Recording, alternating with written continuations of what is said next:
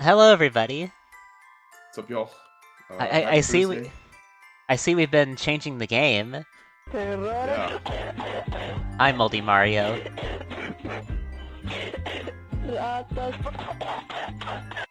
Thank you for the Moldy Mario pass. How's everybody doing? Hope you're all doing well. Welcome Summer, welcome Pass, welcome Index, welcome Saffron.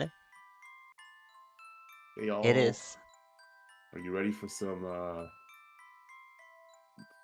whatever the hell we were doing last time? Yeah.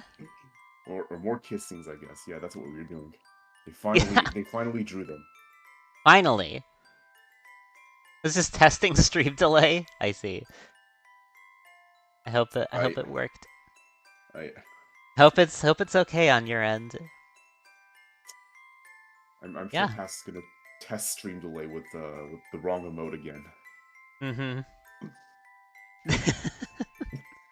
Alright, let's the game. Hold on, checking again, There he he goes. There he goes. says. Oh, My Scott name's Bradford. Scott Bradford. I'm 19. Okay. I'm gonna be 20 in like December. Much better. Great. Thank you, Pass. Okay. It's time. There are two paths ahead of you. Scott Bradford 19 or Jared 19.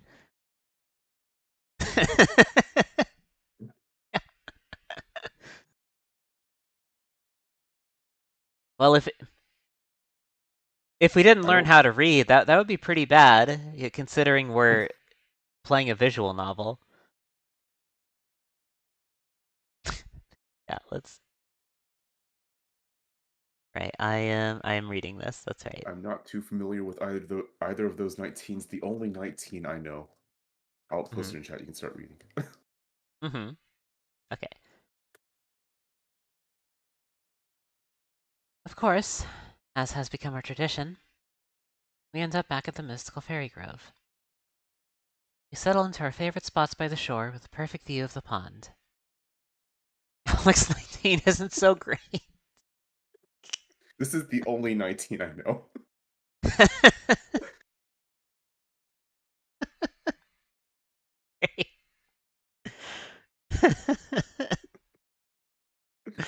Great. Thanks. Holy shit, a third path. Third path has opened. Also, streamer mode. Turn that back on. There we go.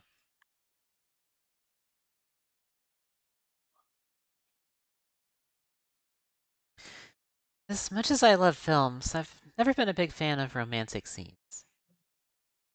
They always Now feel you are. so. Hmm? Now she is. Now she Sure. is. Yeah. They always feel so forced. Soaring music, the obvious atmosphere, the cheesy dialogue.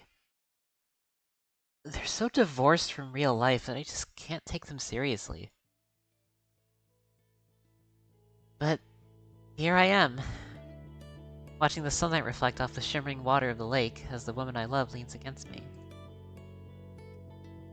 And I think that maybe those scenes weren't so unrealistic after all. Madison. What is it, sweetheart? Things escalated real quickly.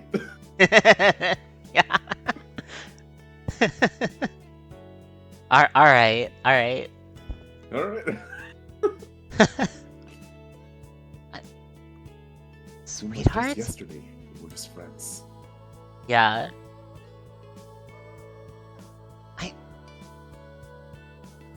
I don't use pet names. It's not like me at all.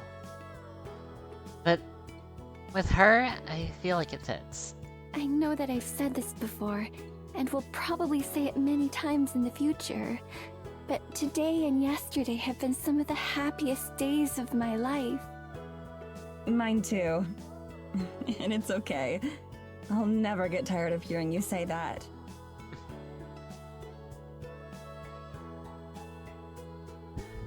smiles at me, soft as ever. But hidden in her expression and tone of voice, I can detect a tinge of sadness. Touch her face, running my thumb across her cheek. Closes her eyes and leans into the motion. Are you feeling okay? Of course. Why wouldn't I be? I don't know. You just looked a bit sad. Maybe it was my imagination. I half expect her to deny it, but instead she nods. You do know how to read me, don't you? I do. What's wrong? You can tell me anything, I promise. Only if you want to talk about it, of course. Pushes closer to me in response, resting her head against my chest. This day is so lovely. I don't want to say anything that could spoil it. You don't have to worry about that, Abigail. I love you, and that means I want to be here for you no matter what. We're going to have plenty of wonderful evenings, I promise. And being open with each other is the best way to make sure they stay wonderful. Yeah, I'm glad you've learned that. Yeah. This is unlike me too. Usually on the first day of a relationship, I'm still a bumbling bag of nerves. What if I say the wrong thing? What if I move too fast or too slow? But it's different with Abigail. That fear isn't there. I can't quite explain why. I just feel like I don't have to worry with her. I was thinking about other happy days that I've had. How long it's been since then. And how the memories have since soured. How much have I told you about my sister? Not much.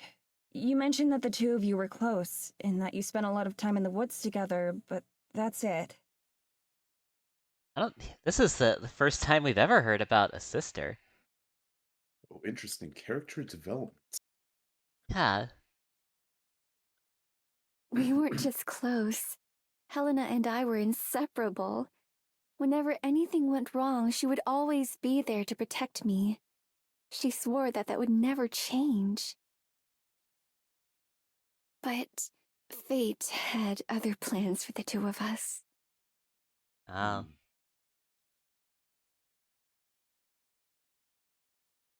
He trails off.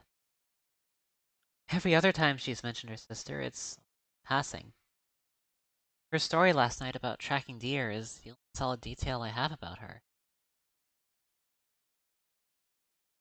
At first, I expect her to stay quiet, or instead, she keeps talking. For as long as it's existed, Eisenfeld has had a curse, you could call it. A terrible monster who would destroy the village if given the chance. And I believe we've met this monster. Yeah. As a wise man once said. To appease What a its horrible terrible night to have rage, first. we would offer a sacrifice to it. Every generation, a new offering would be chosen. But it didn't just want flesh. The head priest would take the sacrifice into the forest to be offered to the horrible spirit.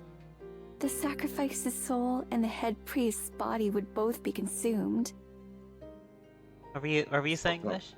Yeah. Oh, what was I saying? Oh, as a wise man once said, what a horrible night to have a curse.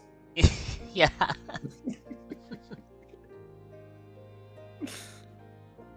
Now, if we had a Belmont here, this part of the story would be wrapped up quickly. Yeah. Yeah. Sadly, this versus power scaling is pretty behind. Doesn't have Yeah. Belmont or any Yeah. equivalent, Yeah. Just to which is why Mewtwo's causing them problems. yeah.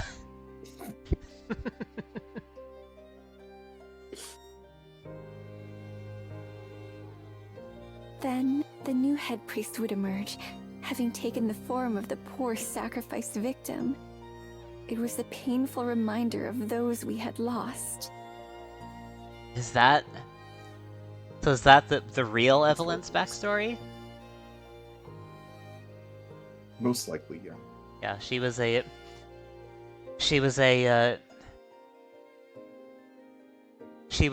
latest sacrifice. Mm-hmm.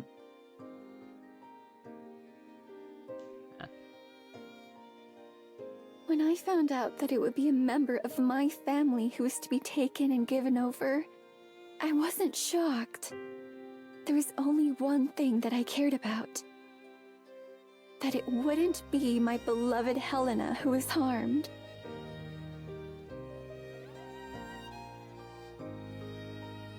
Her voice wavers before she falls silent. Before I can tell her that she's said enough, she speaks again. Each word shakes as it leaves her mouth. I couldn't forget the joyous days of our childhood. I couldn't let such a kind soul suffer such a horrible fate. So, when the time came, I offered myself. I volunteered to die so that Helena could live.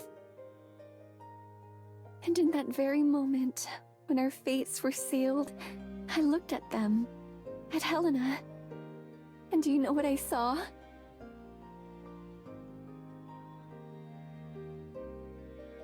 Captivated by her tragic story, I answer. I don't move my head, my lips. Relief. Not once did she try to stop me or change my mind. Not that I would have let her, but I don't think she even thanked me. Ah, okay, yeah, so that's what this is about. Yeah. My parents cried, of course, but they didn't argue either. Neither of them stepped forward to take my place. No one did. While I'm sure my sacrifice was appreciated, I was quickly discarded without even a token effort or gesture of appreciation. My sister, who had sworn to always protect me, had no difficulty accepting the fact that I would die for her. What?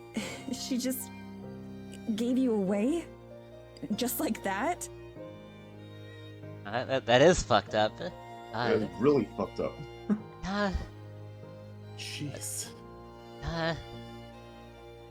If death looms over you for long enough, it corrupts everything. Even love. It didn't corrupt you. Perhaps. Though I believe that that's why I'm still here today. What do you mean? The first step of the ritual involves separating the sacrifice's body from its soul. From what she told me, as she did it, those poor victims usually try to resist, begging for someone else to be taken. And when their souls are ripped away, they're too damaged to carry on. I didn't resist. I went peacefully. And so the gentle forest spirit, who I'd been raised to believe was some kind of demon, eventually came and took me away. And I've been here ever since.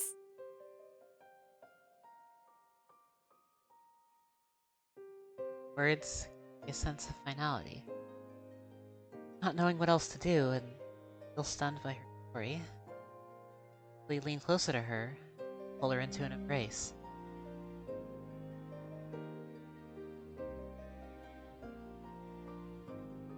There aren't any words that could be enough. Physical comfort is all I can offer. Surprised, though, finally pulls away from me. Looks happier than before. Like I did earlier, she touches my cheek gently, then for a kiss. Thank you for listening. I've told the one person who matters, and now I think I can heal. I know, sweetheart. I love you. More than anything. I love you too. more than anything.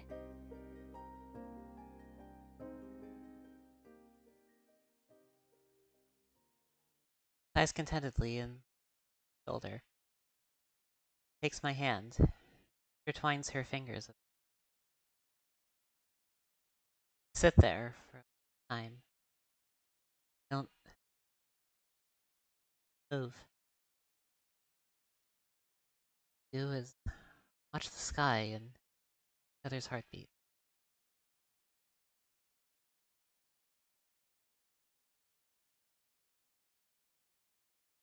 I wake up with a headache.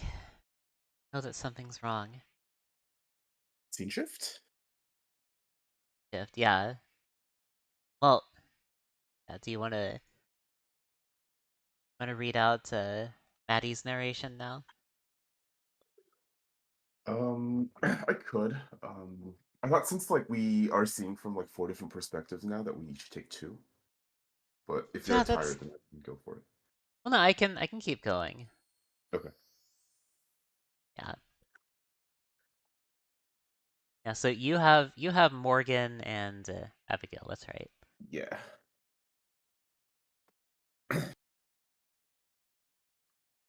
I'm alone. Abigail must have disentangled herself from my arms. Known. I get up and pace the church, seeing her. After a bit, I find her outside its doors. Good morning. Good morning, my love. Her lips smile, but her eyes don't. It's a look I'm be familiar with by now. I'm sure we're all familiar with that look. Yeah, that just reminded me to show the thing again. Yeah, I was just about to say. Bring the block pain goes back. Yeah.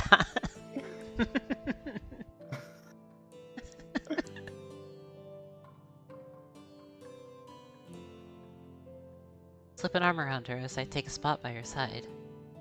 Sleep okay? Well enough.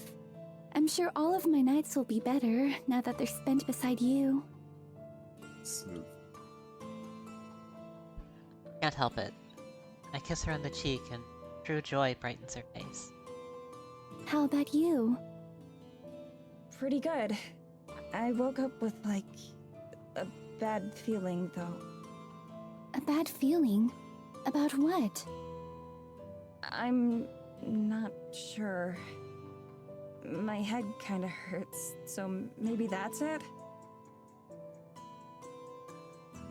Yeah, we haven't really gotten into the ramifications of what happened just yet, but I think now we are, maybe. Perhaps. Actually, now that I think about it, this is the first actual pain I've felt since turning. It's not the worst headache I've ever had. Not by far. But it's enough to be annoying. Feels the same as being dehydrated or having a slight cold. Aw, poor dear. Hands on her tiptoes to kiss my forehead. You know I what felt think the Maddie same, should do? actually. I had hoped that stepping outside might help, but it seems not. So thank you for the hydrate wish. Yeah. I'll do that. I'll also do that. I think Maddie should also do that. Professional opinion.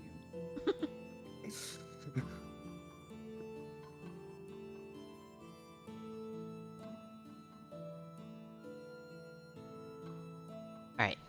I have hydrated. Alright, cool.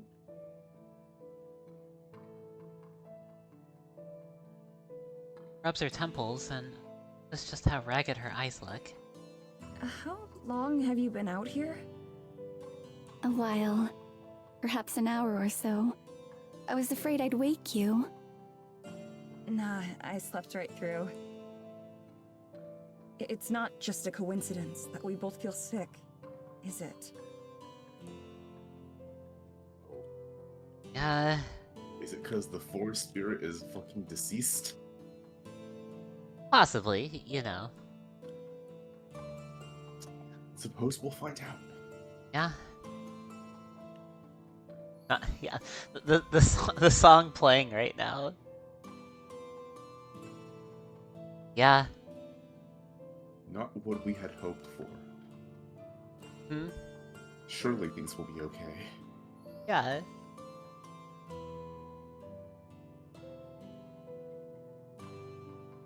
Abigail purses her lips. Her brief silence is enough confirmation. No, I doubt it is. It must be something to do with the forest. Something. Yeah, I wonder what that something is. Yeah.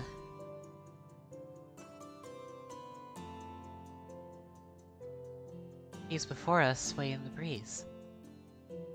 To me, they look the same as ever. No traces of lingering sickness or pain. You felt bad the other day, too. When we first met the fairies? Was it the same thing then?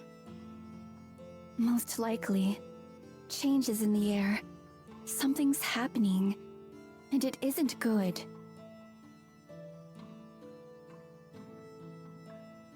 I think of the fairies, fleeing some unseen terror. Is it... Evelyn? I half expect her to shake her head. I want her to say no. But she nods. I think so. I don't know what she's done or why. But this can't all be coincidence. Nod. My thoughts turning to Tara and Morgan. I wish they would just get out of here. Leave me to my fate and escape. Let Evelyn do whatever it is she's doing while they're across the ocean. Safe. Oh, if only it were that simple. If only.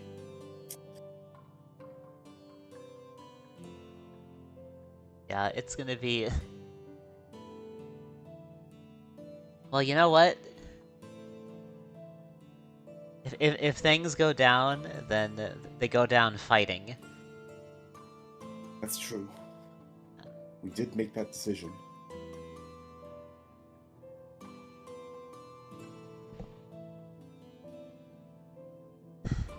I know that won't happen, though. Tara's not the type to back down from a fight.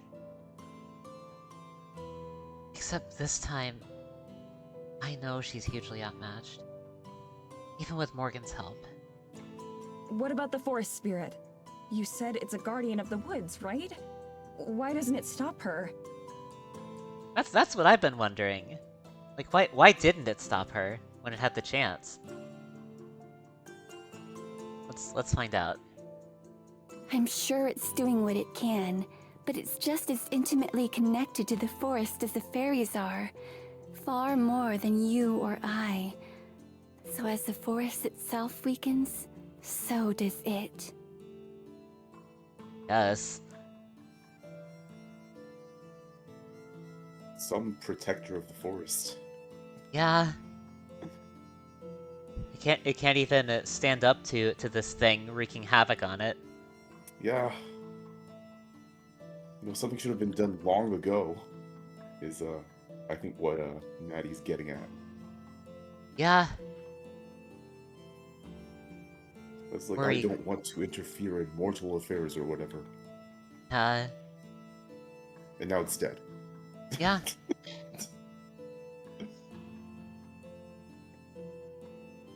Worry creases her brow. Is there any way we can help? Not that I know of.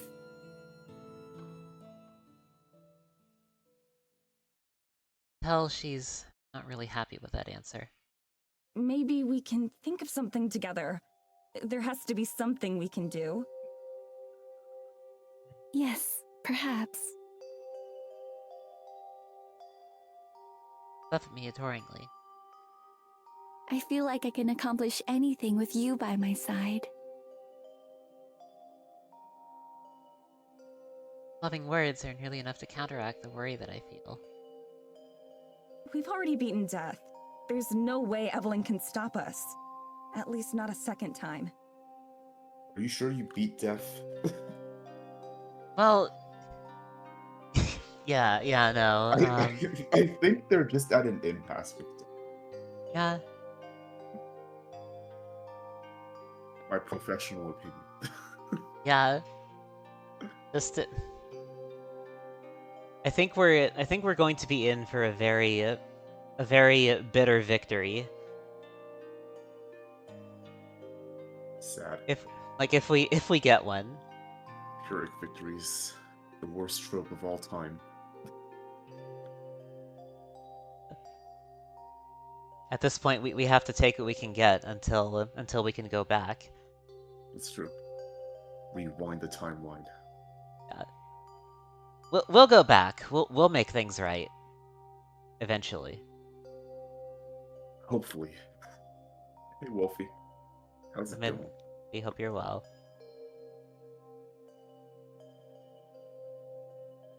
First, we just have to figure out how. Gail slips her hand into mine where it fits comfortably. Perhaps you'll make an optimist out of me yet, Medicine. Shall we go for a walk? Absolutely.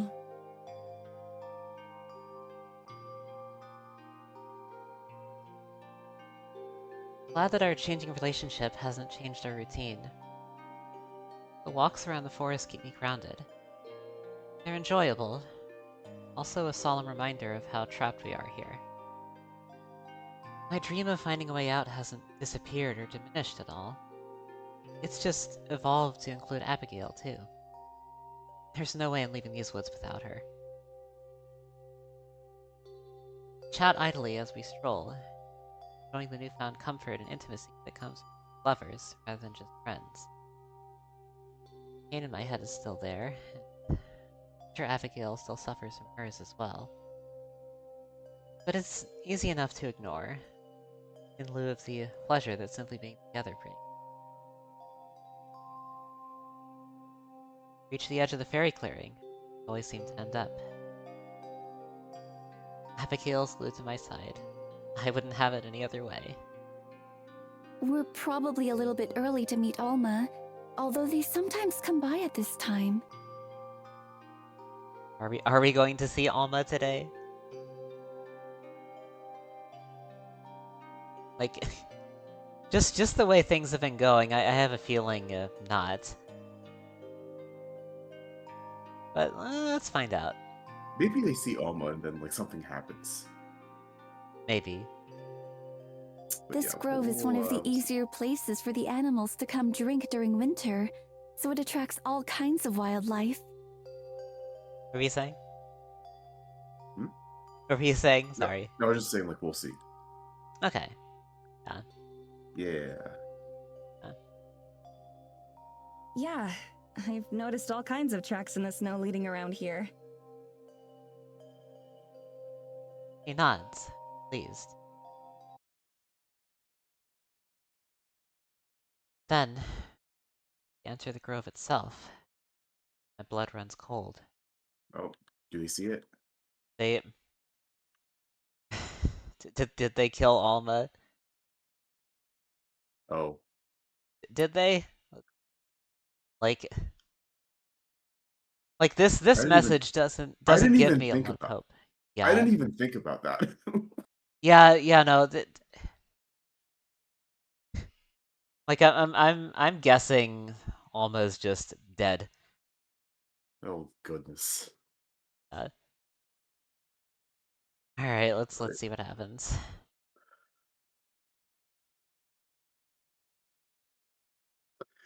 Abigail and Maddie stand before a stark red bloodstain on the snow. Yeah, they killed Alma. It's fucking over. Just ahead, lying prone on the frozen ground, is a fawn that I just know is Alma.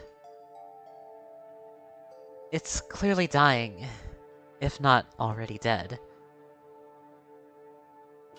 The shriek Abigail drops my hand.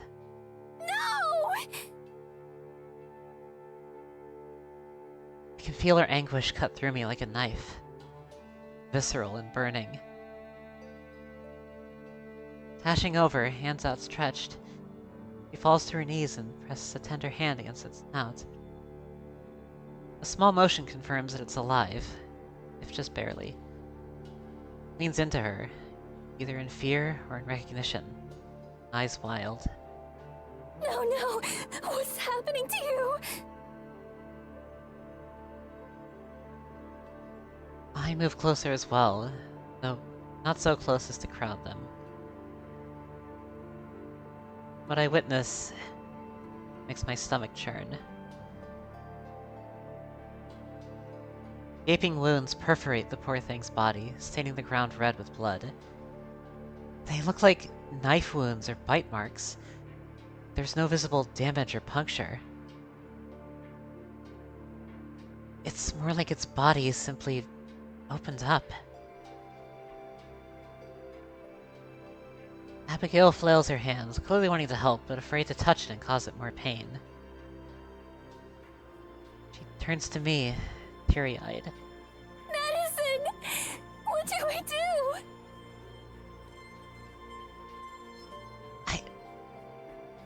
I don't know what to do. I don't even know where to start. I kneel down beside Abigail. Lacerations covering Alma's body are clean and even, but varying in size. Some are minute, so small as to be nearly invisible. The largest is a gash that runs the length of her torso. How does this even happen? Her choking sobs, Abigail manages to answer. Magic! These are not normal injuries. It's the forest. The forest is sicker than I thought. And all of its children are hurting for it too.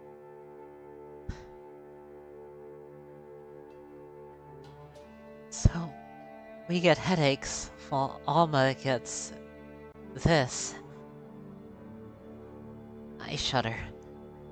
Is it random? Could it have just as easily been one of us lying here, bleeding out? Maybe our ghostliness is more of a blessing than I thought in this case. Though, without it, we wouldn't be affected by the forest's illness at all. Leaning over, I gently stroke the deer's head. Its breathing is restless and agonized, but it seems to register my presence. My thumb brushes against a wound that I didn't notice, and I jerk my hand back while Alma groans in pain. I'm sorry!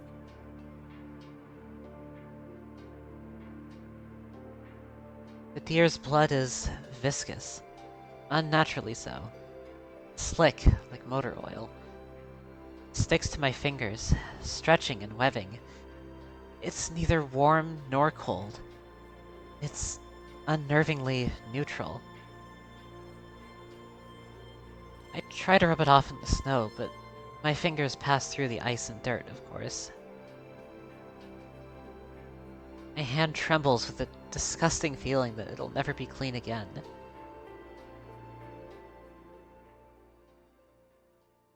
Abigail is still beside herself, wringing her hands impotently. There's nothing that either of us can do. Just stare and wait as Alma passes away in agony. But then, a tremor reverberates through the clearing. The ground shakes. Snow is rattled from the branches. Fairy baubles dance up and down. Abigail and I both face the forest in the direction of the sound, already knowing what's coming. The forest spirit strides into view, tall as the trees, but no taller. Oh, that was dead. Did it just get weakened? Might have been weakened, yeah. Okay. It brushes past trees with no notice of the branches and snow that it disturbs. As it draws into the clearing, it acknowledges us with a level gaze. It's been a while since Abigail and I have been by to see it. The deer looks up at the forest spirit with pained recognition, eyes wide and breathing shallow with pathetic relief. Abigail looks up at it too, fearfully, clearly glad to see it. The spirit looms closer, its great presence alone seeming to revitalize the air around us. My headache vanishes in an instant. The spirit stretches out one immense finger, drawing from head to tail across the deer's mangled body. Two lock eyes. As the spirit retracts his hand, it curls the finger inward, calling Alma to it. In one motion, the deer's eyes roll backwards as life exits its body. At the same time, its spectral form, ephemeral and perfect, rises from its corpse. Boundless as in life, it gives us one last glance, and then it springs across the fallen snow before vanishing into thin air, gone to join some spectral herd somewhere. Abby wipes her eyes of tears and stands. She moves to the spirit's side and gently pats it. Thank you. I'm glad you came. The spirit's shoulders sag, branches hanging low and still despite the slight breeze. I noticed what looked like burn marks on its hide, where part of its wooden skin is blackened and dark. Without a doubt, it's Evelyn's doing as well. I'm reminded of an old man putting a child to rest. Sorrow and surely pain as well weigh heavily on it. I wonder how it knew to come. Did it feel Alma's pain? Or perhaps Abigail's? Bearing the emotional weight of an entire ecosystem. My heart aches for the spirit, as well as for Abigail, who seems forever hurt by her powerlessness. The spirit and I meet eyes again. I bow my head in reverence. I don't know it well enough to speak to it like Abigail, but for Alma's sake, I'm also glad it's here. It stoops down and picks up the deer's corpse. Blood now runs freely from the injuries, somehow not clotting. I have to look away. Without a second thought for us, the spirit turns and leaves once more, going back the way it came. Abigail and I watch it go. In all, the encounter couldn't have lasted more than a minute or two. Long after the last of its footfalls have faded away, Abigail and I sit in silence. I hold her close, until finally we return to the church. The rest of the day passes quietly, the earlier euphoria of our relationship overshadowed by fear of the shifting forest. Though Abigail is never more than an arm's reach away from me, usually closer, she's nearly silent. Our headaches return not longer after leaving the fairy clearing, stronger than before. Now, some combination of pain and sorrow keeps us both quiet. At some point, I reach for her hand out of habit. And that's when it happens. My hand passes right through hers as if she isn't even there. Abigail!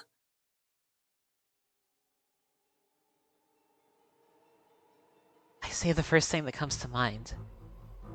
With a fright, she leaps up, searching around for the source of my panic. Seems she didn't even feel it. Look! reach for her hand. Once again, it passes right through.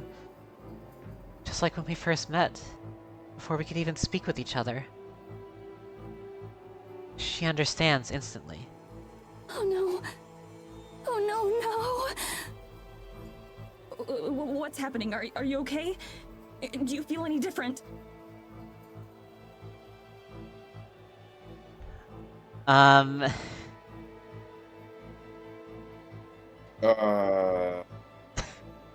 Uh, Okay. Well... yeah, things are, things got bad real quick. Holy Yeah. shit. alright. Well, nothing for it but to just keep going, I guess. Yeah. I don't know enough about magic to even start to guess why this might be happening to her. Should we take you to the forest spirit? Or get you some rest? Or... Madison, it's not me. What? It's you. I look down at myself. Sure enough, my whole body is slightly transparent. I can see the floor of the church through myself. Vertigo hits me, and I stumble. Abigail lurches forward to catch me, but of course she isn't able to. Dread fills my heart. Please, no. Not again. What do I do? I slap my hand. Pathetically ridiculous action. I can't even feel it. My own hand goes right through me. Shaky, Abigail stands up, holding her head. Something's happening to the forest. This must all be connected somehow. It's simply impossible otherwise. Is this just... Is this something like passively happening, or is Evelyn doing something right now? No idea. This like, it literally just came out of nowhere. Yeah, What is going on? yeah, what the hell's going on here? What could Evelyn be doing?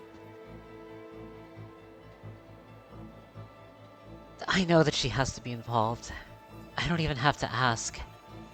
I have no idea. Nor do I know why she's choosing now of all times to do it. Do you think the forest spirit can help us? The forest spirit is all I can think of. The only ally that we have. At least it's a powerful one. Abigail looks away. I'm sure the spirit was her first thought, too. Perhaps we can try.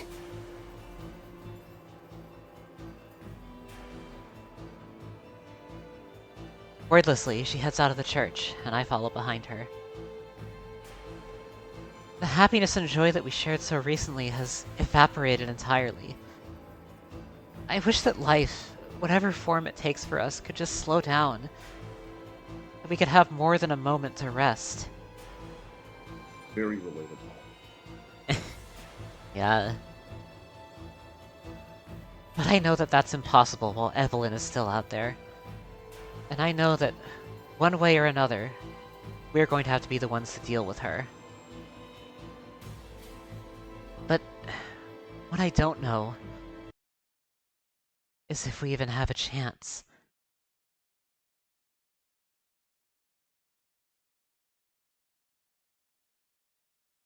Do you know what's going on? Has something like this happened to you before? It hasn't. This is the first I've seen of it.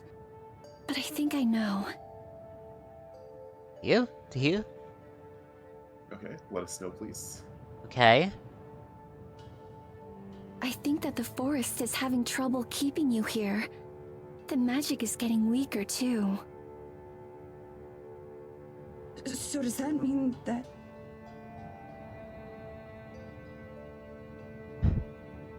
I leave the implication unspoken. Abigail halts in her tracks, facing me with a fiery determination. No, I won't let anything bad happen to you. Not again. I promise, Madison. I don't know if she has the power to keep that promise, but I can only hope so. Okay, I trust you. I really do. Believing in Abigail is my only option. But even if it weren't, it's like she said. Together, we can get through anything. I try not to think of what it would mean if I'm wrong. I'm not even totally sure myself. Would I just cease to exist? Go on to an afterlife? Something else? None of the options are especially appealing, and I know that dwelling on them will only make me feel worse.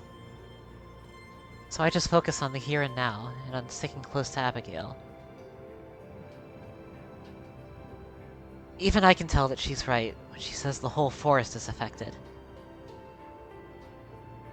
Aside from the harsh winds, everything else feels subdued somehow. The trees don't seem to stand as tall. The leaves and needles look dull, even by wintry standards. What little sunlight there is feels dreary rather than bright. A light snow falls from the sky, but the heavy clouds overhead promise more, soon.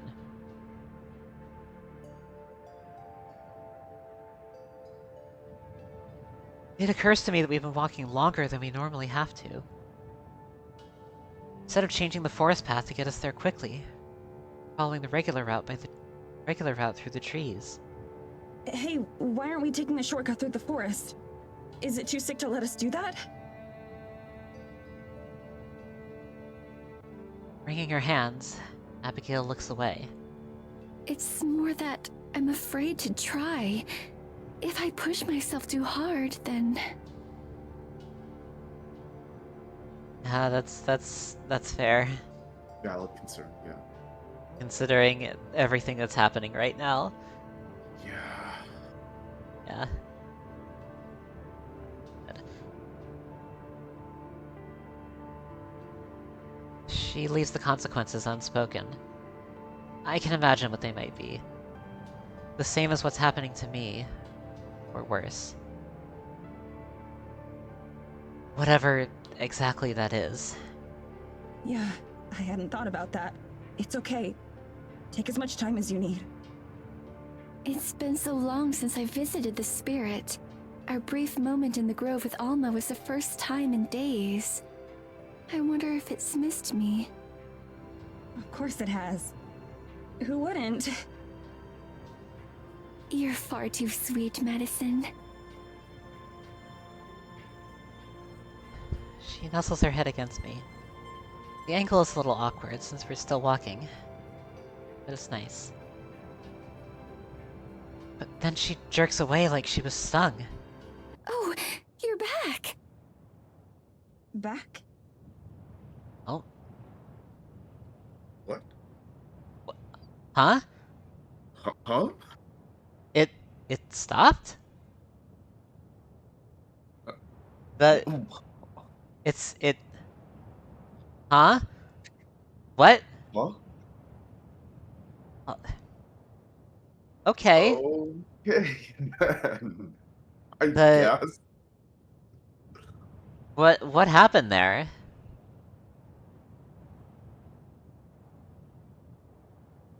Like she was just huh. I this feels like a hope spot. I'm being honest. I don't know what to make of this. Like, this chapter has thrown so many things at us so quickly. I just need Yeah. things to settle. Yeah, before we evaluate whatever the hell's going on. yeah. Like she was just becoming incorporeal just a second ago, and now she isn't. What's going on? Let's see.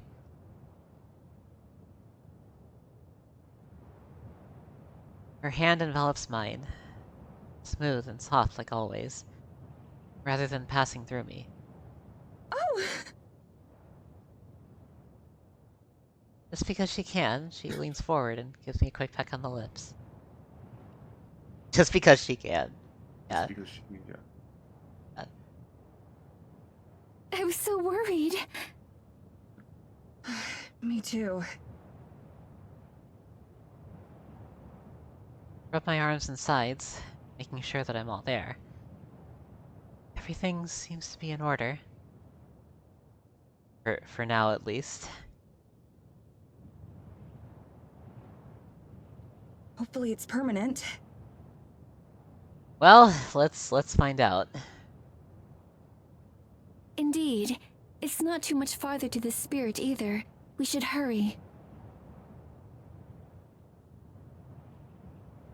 Sweat makes her brow glisten a little.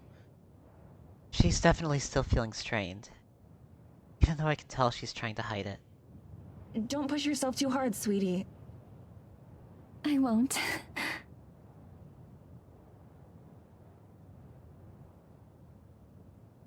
Still, despite her words, the longer we walk, the more visible a toll it seems to take on her. Her steps slow down, even though she wanted to hurry, and her breathing sounds labored. Are you sure you're alright? I'm fine. It's just... Rubbing her eyes, she shakes her head. Right then, a pile of snow hits the ground a few feet away from us. Looking up, I spot a tree drooping. Its boughs angled down, as if bent. It's the forest again. Not me alone. She voices what I already knew. Something terrible must have happened for it to be this way.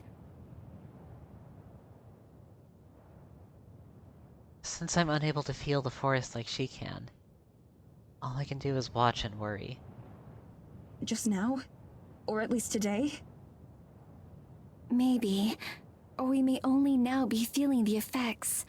I'm not sure.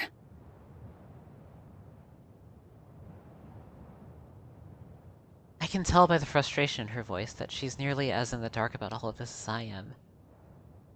I have to remind myself that what she knows, she only picked up by intuition and years of observation.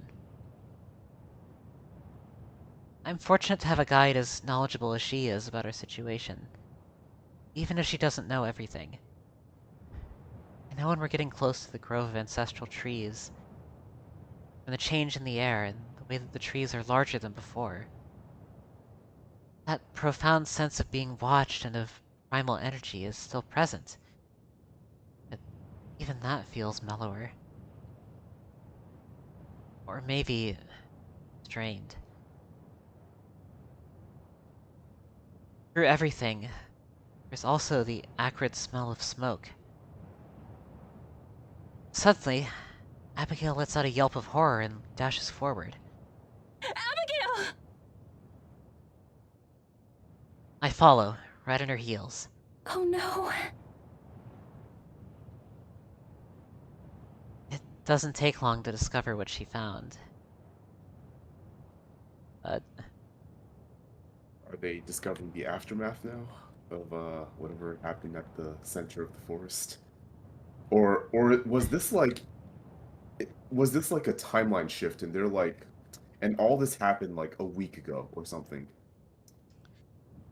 It's a good question, actually. I wonder what it is. Not exactly clear, but I suppose we'll find out. Yeah.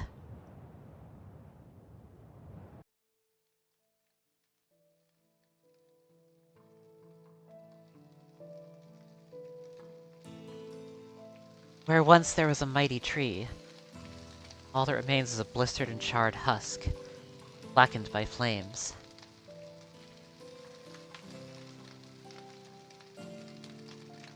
A painful buzzing penetrates my head, nearly unbearable.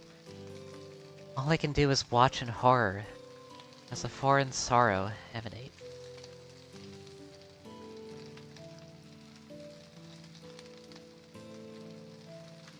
Even I can tell that this is the forest crying out.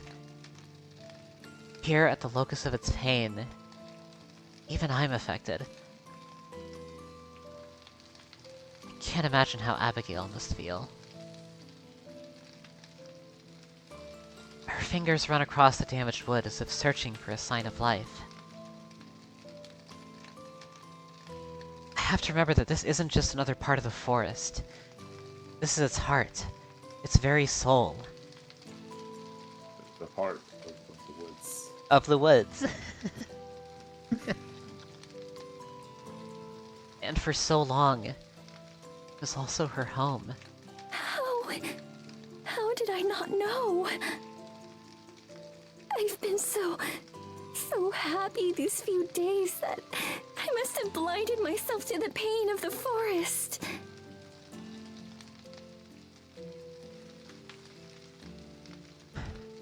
Behind, I wrap my arms around her, pressing my face against her shoulder. I'm sorry. It's not your fault, though. Even if you knew, you couldn't have changed it. If anything, we were lucky to have those few days. She clings to me, weaving my arms into an even tighter embrace. As I feel her cry against me, my own uselessness feels like more of a curse than death ever was. I wish there was some magic word or spell that I could use to make things better. But all I can do is hug her tightly and warmly, and hope that I'm as much a reassurance for her as she is for me. Then, without warning, I once again see my arms go transparent. The feeling of Abigail against me disappears. Although this time it's not as big a shock, it's still a reminder that we don't have long to wait. Hello, are they winning? Rex, they don't know the matchup. It's over. They don't know the matchup. It's Rex. Hey, Things are Scrags. not going well today. Yeah, Things went from 0 to 100 real quick. not the matchup inexperience.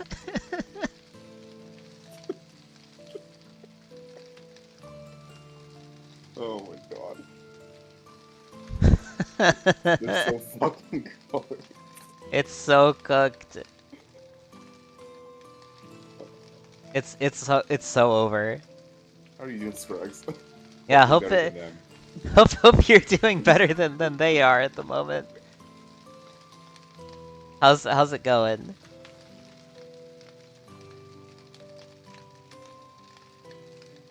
God, yeah, it's Oh my god. it decided that everything should go wrong today. Truly. Yeah, it is cooked. Yeah, they had to like balance out the kiss scene from last time. Like we can't go half an hour without angst, guys. We need to put some angst back in the story. Yeah. Just drive home the point that you chose the wrong dialogue.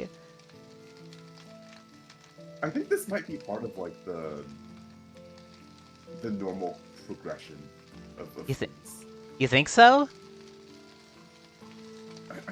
I have like a decent idea that this would have happened anyway.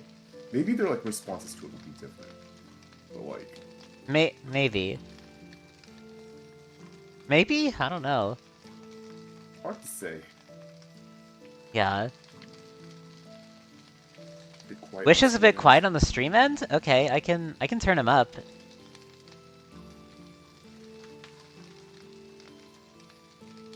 Yeah, I can turn up Discord.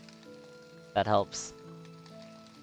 Here, I let think I'm like me... speaking normally today, so like, yeah, probably. Probably Alright, just a balancing thing. how's that? Can you hear Wish better? Whoa. Hello? A little bit more? I think that should be good. Alright, try speaking again. Hello. How's that? If that still isn't enough, I can turn Discord up, like in general. Yeah, how's this? How's this? Try saying stuff again. Ready to speak again? Okay, okay. Should be okay now? You Okay. better now? Alright, good. The sound balancing is my eternal hell. Same. It never ends. I'm telling you, it never ends. This is truly a mood. Yeah. Yeah.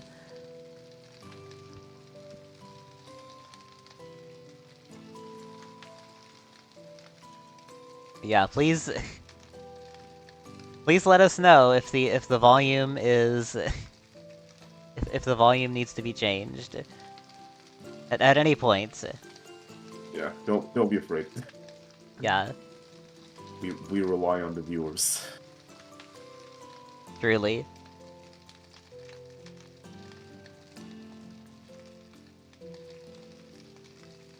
Alright, continue this.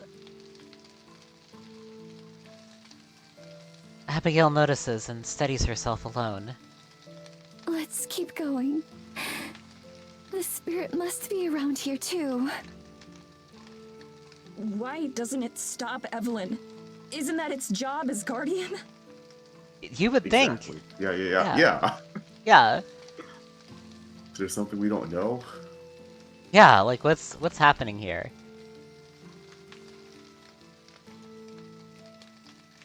It probably can't. I'm sure it wants to, but... It relies on the forest for strength. So if the forest is weak, then it must be too. In fact, that may be Evelyn's intention.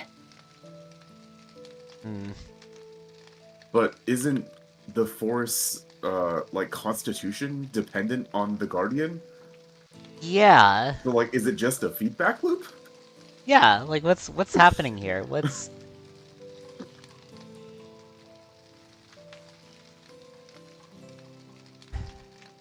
Sinking feeling in my stomach intensifies. If she's even stronger than the forest spirit, then what hope do we have? I don't voice that fear, though. I'm sure Abigail's already worried about the same thing. It isn't much longer before we encounter the spirit. At first, we almost miss it. The forest spirit stands idle in a clearing, as if lost in thought. It barely seems to notice us when we approach. A slight tilt of its head is the only acknowledgement we get. It's small. Smaller than I've seen it before. It's barely as tall as I am. The lights in its eyes, usually bright and terrifying, gone dim. It looks more like the wounded deer from the clearing the other day than the being who helped it pass on. Just like the trees it protects, its branches sag and are bare. A few have jagged ends, as if something snapped them off. None of the wildlife that usually accompany it is around. Instead, it seems alone and abandoned. Though it hasn't been long since we saw it last, it looks significantly pained. I wonder if its salvation of Alma was taxing on it. Abigail cries out again, just like when we came across the burned tree. As anguished as she sounded then, this time it's even worse. I hang back as she runs to its side, not wanting to intrude on a private moment. She places a hand on its leg, ruining something that I can't make out. Though the spirit tilts its head a little bit more to face her, motion is stilted and janky. As exhausted and sick as Abigail seems, the forest spirit seems to have it 10 times worse. It makes a mournful sound. Deep and sonorous hum. Seems to echo and reverberate off the trees around us. Though I can't understand it like Abigail can. Pain and suffering in its tone is obvious. Abigail presses a cheek against it, patting the creature gently, the same way she sometimes comforts me. I look down at myself. Shimmery and transparent. I'm pretty sure we won't be getting any assistance from the spirit. A wave of nausea hits me as I ponder just what that means. I don't have any backup plans. If Abigail does, she didn't mention them. Is my only choice to just stay like this and hope my condition doesn't get any worse? Ever since I came here to the forest, it felt like I haven't had any control over my own fate. I can't help but worry this will be the final nail in the coffin. Perhaps literally. I fidget, adjusting my scarf and hood and glasses countless times. Abigail remains close to the spirit, pacing slow circles around it as she talks to it softly. I wonder what she's saying. Sometimes the spirit will hum or make a gesture that could be a nod. All the while I keep my respectful distance. At some point, I realize that it's snowing. I don't know how long it's been going on. As some of the snow settles on the spirit's broad shoulders, it doesn't look festive or pretty. It just looks pitiful. Spirit sags, bearing the weight of the world. I'm not sure how long I wait, but I don't rush Abigail at all. This could be the last opportunity she has to speak with the forest spirit, judging by its condition. I'm sure she's thinking the same thing. I flit between solid and intangible so many times that I stopped keeping track. I just watched the two of them. Finally, Abigail pulls herself away from the spirit. She approaches me, looking like she wants to say something, doesn't. Her eyes say it all, though. Try to hug her, but she softly shakes her head. Instead, escorts me away, back into the woods. Though she never looks back, I do, just once. The spirit's lonely eyes watch us go. It's blue now. No, yeah. Yeah. That's Evelyn's attack.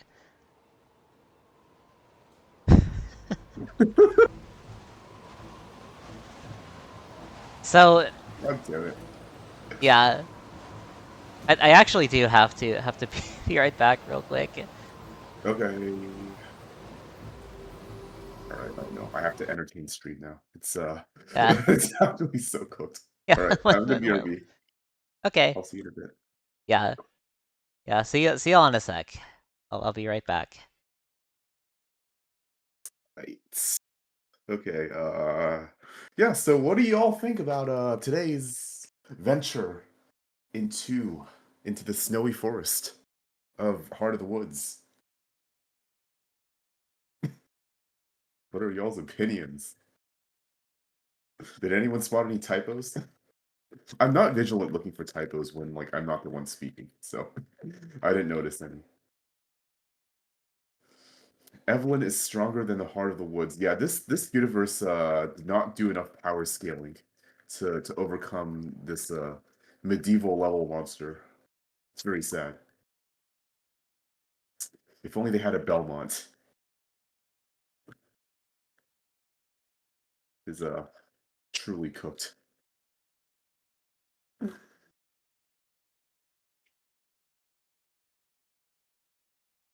I would pay money to see Evelyn get camped by Belmont.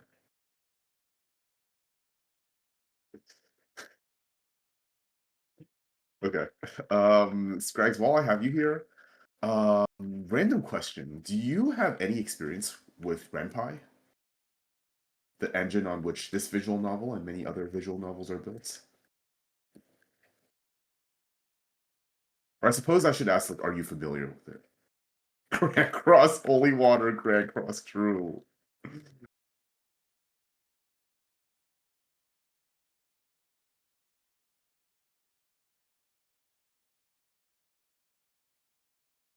You thought about trying it? Hmm. I was asking because I might want to use that for something. Not making like a visual novel, of course, but like using the technology to like do something.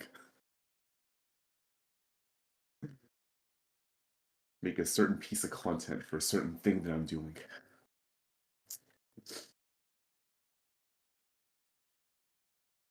Hmm. You might know the thing that I've been planning to do.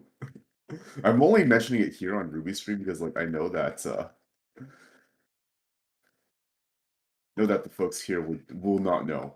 And so the people who I want to keep it a surprise from, it will still be a surprise. If I like get around to doing it, that is. It's based on Python, yeah. That's I've gathered as much, I think. But yeah. Yeah, just wondering.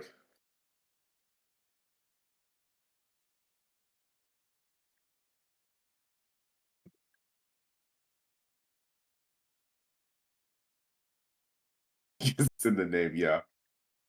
It's called Ren Pi for a reason and not Ren C++ or Ren Java.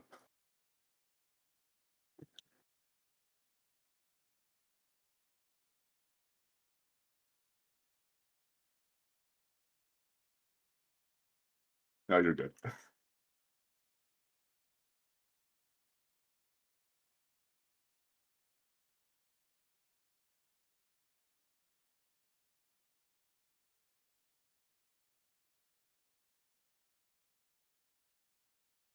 But yeah. I don't know if like because like all the visual novels that are built on RenPy look really different, so I don't know if there's like a base configuration that I could just like plug and play for what I want to do, or if I have to like set up or if like part of the environment setup is like getting really into the weeds and like I have to define everything. There's like no preset. I guess I can just like boot it up and try. Like there's no harm in doing that, but like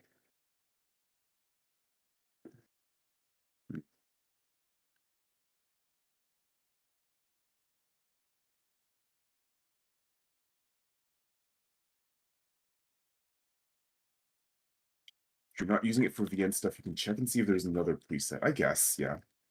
I'm sure people have like made templates for it too, so I could also check those.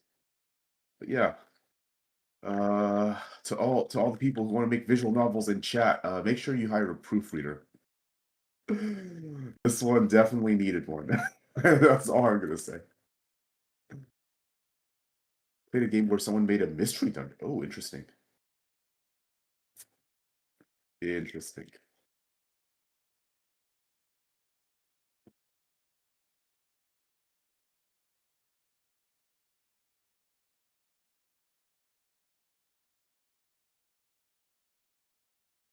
I didn't know Renpai had that. I guess like if it's flexible enough, you can add like anything you want to it. So maybe I should be too surprised.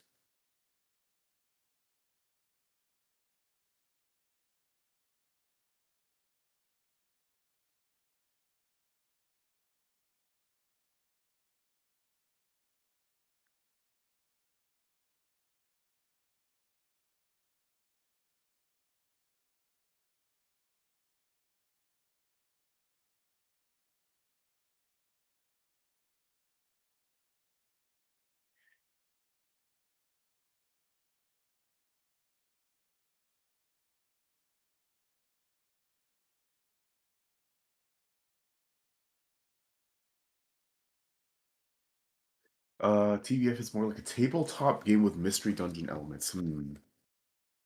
But yeah, I get what you mean. Like they did something real funky with the underlying template.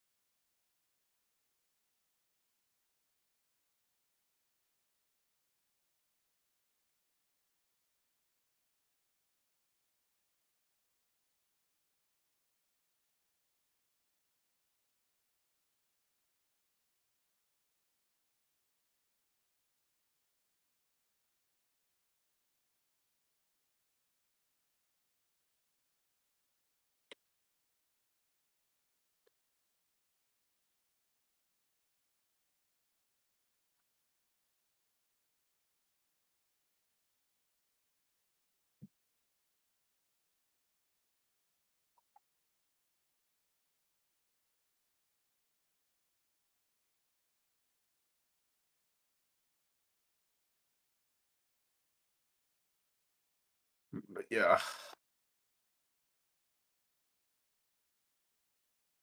that aside, I just have like a lot of things to finish that I've been thinking about. I'm like, do I even want to play Spire tomorrow?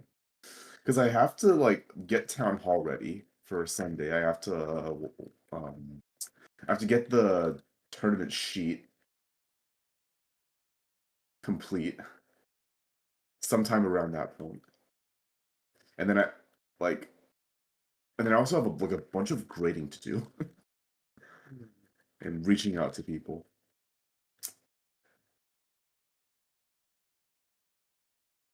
about like missing assignments and shit. It's like actually started thinking about starting a new project. It's a relatable feeling. And I also like want to continue idea dumping for Hoenn expansion pack and also making the environment for it, but like there's too much shit going on. 3-year-old video project collecting cobwebs skull. uh,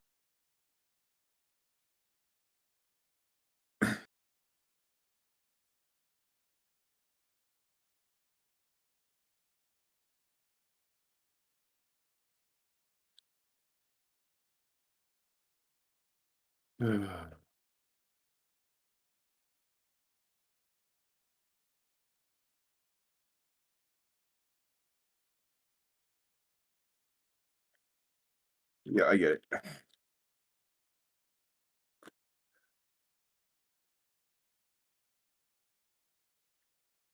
There's been a lot of stuff that I like want to go that I want to do or I want to like get back into. There's not enough time nowadays.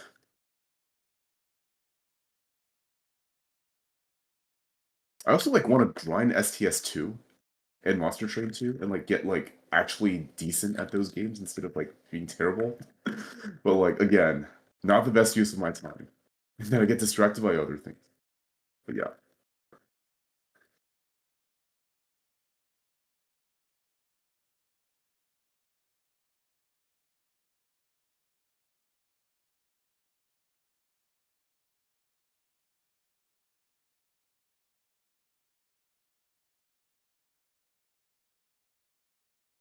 It's overall like just been like I'm doing okay, but it's like been a rough couple of uh, months, I guess.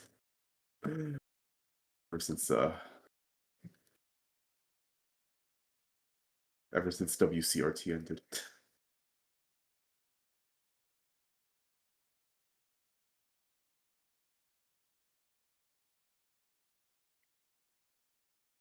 was all downhill from there. Yeah.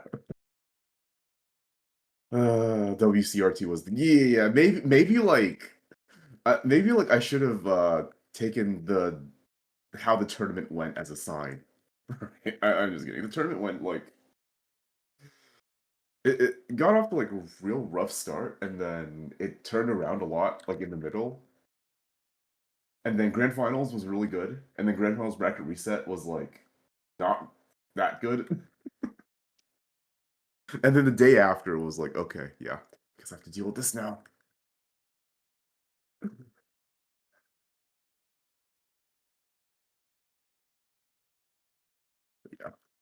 I've just been like thinking a lot about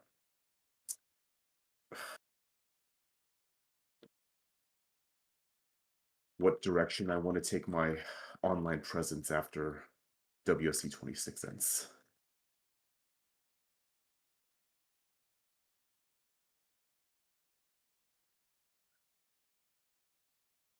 Because like I don't know, maybe maybe I should get back into video editing. People have told me like, "Oh, you sound like a video essay person," and I'm like, "Do I sound like a video essay person?" And they're like, "You could make like bank on YouTube talking about like beta Pokemon." I'm like, "What can I say that other people haven't already said?" There's don't really know.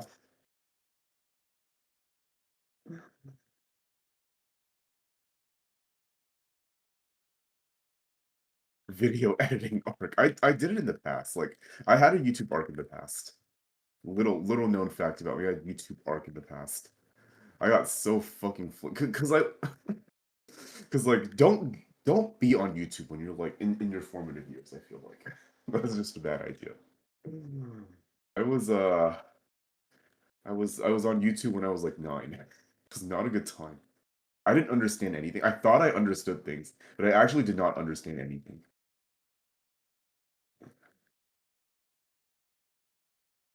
And like I got flamed because people thought I was trolling. So I'm like, I'm just a kid. And, like, there's no fucking way. And they like took everything, every stupid thing that I did seriously. Oh my god. It was a time. But yeah, I used to like make like throwaway emails for Sony Vegas free trials and shit. It was fun. You know how many comments you got about the Deca mark missing? I think you should have done a little bit of research on that. Like it's not that big of a deal, I feel like. It's not that big of a deal, but yeah, you probably like should have done some research. Because like I kind of understand the other angle of it where it's like if you're like really you see like Deca Mark on the thumbnail and you're like, can I beat Pokemon without Pokemon? And they think that's gonna be like a glitch showcase or something. And like some people who watch those videos, it was on purpose. Okay. Okay. Then disregard what I said.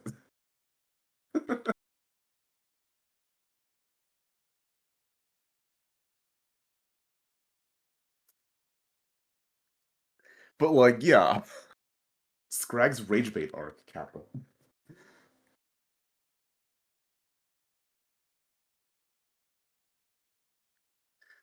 I expected people to get the joke in like 2 minutes.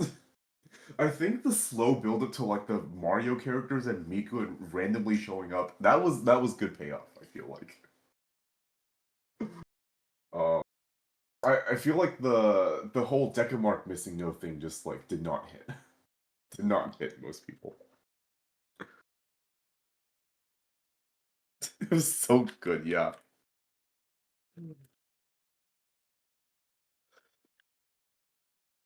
Peak content.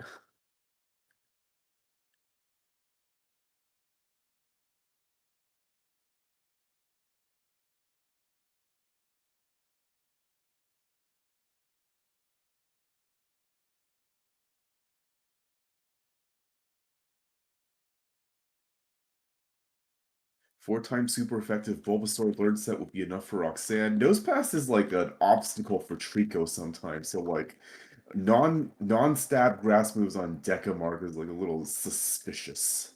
I feel it's a little suspicious. And you know, like the chaotic energy of just like running it, I feel like really amplified the video. So yeah. So it was maybe to your detriment if you scripted it. And I mean you didn't and you didn't script it. You just went with it, so I respect that. I think the video was better for it.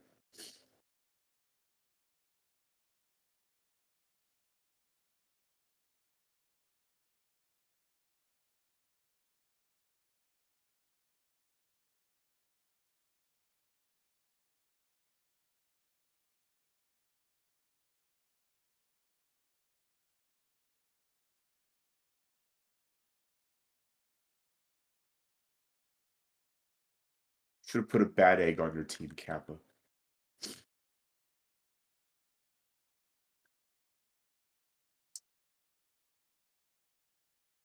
A lot of people got the joke, which means the comments were. I don't think it was like the missing no thing specific. I think like overall people appreciated the whole April Fool's bit,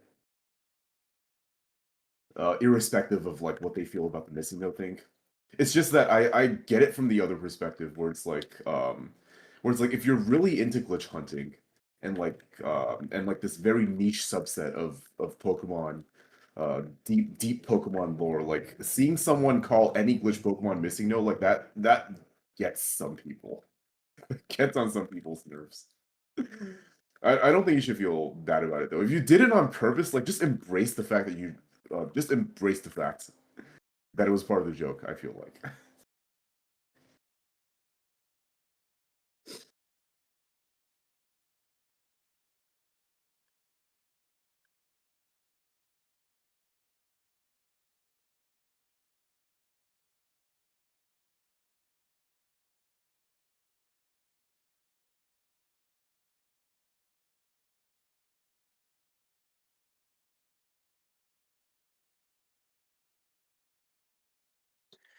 Nobody noticed the suspiciously shaped boulder next to Norman's gym. I think one person got it. Like when I was watching the video, like that was one of the newest comments. It's like I have my eye on that boulder or something along those lines. Yeah, there were a lot of like little things. You have to like rewatch the video to truly appreciate it. Don't think I didn't catch the fucking wave maelstrom though. You didn't even click the move a single time. What are you doing, man? I want to see Suisse use wave maelstrom on those on those fools. You tried to use it on Drake. What happened?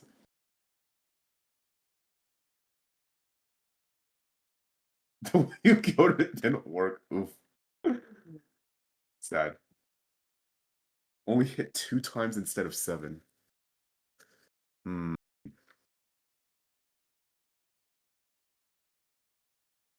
Damn. Can't believe they nerfed Wave Maelstrom. It's so fucking over. Yeah, I wouldn't know exactly like how what the error there would be if you like copied over existing code as a reference.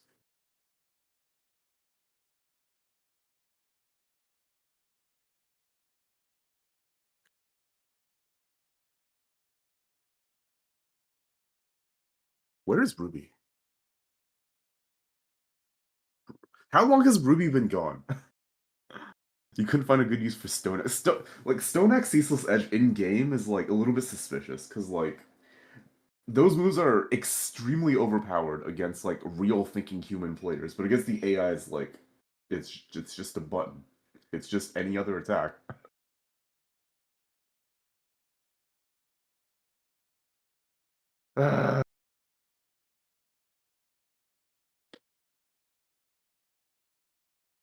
Yeah, she's been gone for at least like 15 minutes, I think.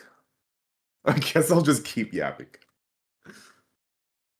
The Suisse axe me. Hi, I'm back. Welcome back. So, what's been going on? We're talking about stuff. Stuff.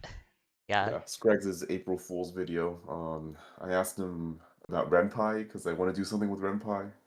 Hmm. For I see. something that I'm doing soon. Wink, wink, nudge, nudge. Alright. Gotcha. Did you know Missing No in Gen 3 is actually shaped like a Yoshi? Did you know?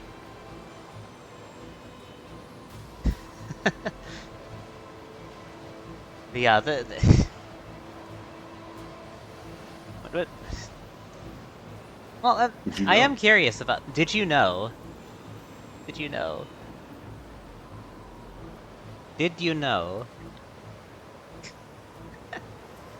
But yeah. Sorry for the wait. I'm back now. No problem. Alright. Let's let's get back to whatever is happening now. Everything's going from 0 to 100. And then back down to 20, and then back up to 100. And then Yeah. up to 200. Yeah. There's just so much happening now.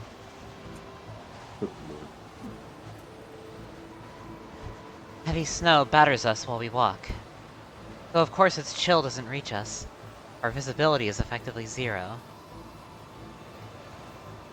Too weak to even alter the path of the forest, Abigail clings to my side, trusting me to lead us back to the church. Although I maintain a brave face, I'm not fully confident in my ability to get us there. Oh. The blizzard calls to mind memories of the day I died, although I don't let myself dwell on them. I'm not alone this time, and I have something, someone, more to live for. Our journey is strenuous. We move at a glacial pace, just the fastest that Abigail can manage.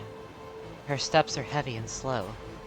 As much as I want to urge her along, I know that I can't. I'm glad that she's watching the ground and her feet rather than me. How she doesn't have to see the worry on my face. Every time I start to think I've got this whole ghost thing figured out, something new arises to complicate it all over again. This time I don't even have Abigail's experience to guide me. What happens if she loses the ability to walk altogether? Or to speak? What happens if the magic that keeps me here runs out? The occasional flickering of my body makes that a very real concern right now. I hold tightly to her hand, the only anchor of comfort and security right now. But even that has grown clammy and cold. Swallowing a lump in my throat, march on. Trees bow in the wind, trying to turn their backs against it.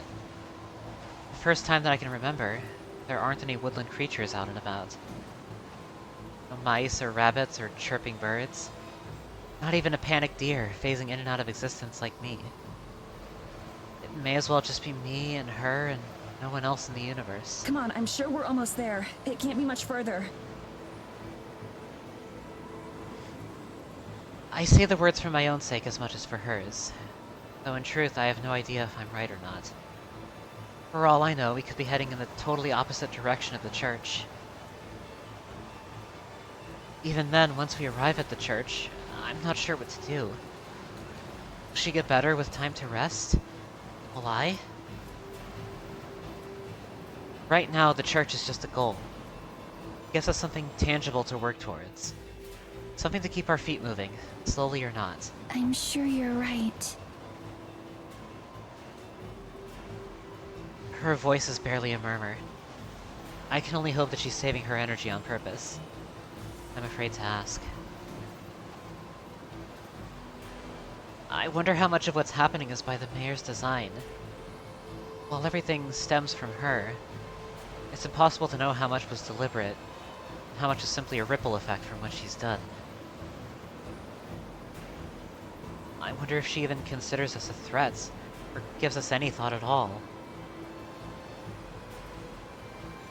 Don't worry, Madison, Kinger is here! Oh my god. This guy's trying to summon Kinger.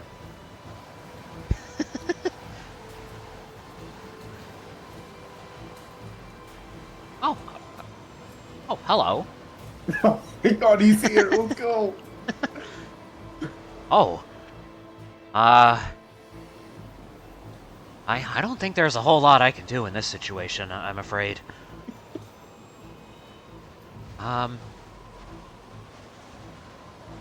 Save their souls? That's a lot to ask right now. I'm sorry. I'm not sure I have that kind of power.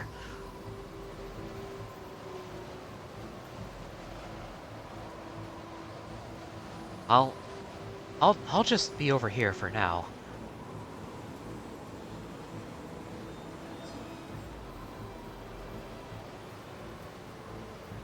If she doesn't, then maybe we can use that against her. Moral support. King Her's here for moral support. Yeah, that's what they need right now Yeah. in these trying times. Yeah. If she doesn't, then maybe we can use that against her. Of course, first we have to reach a point where we can do that. During a momentary lapse in the blizzard, I'm able to make out a welcome sight in the haze. A warped and curled tree that I distinctly remember from an earlier trip. Look, you recognize that tree too, right? I'm pretty sure you were the one who showed it to me the first time. We're almost home.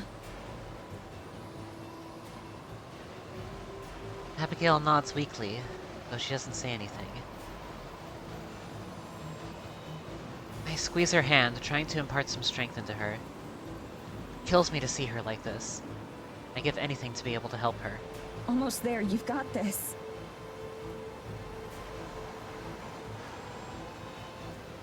She nods again, unable to do or say more.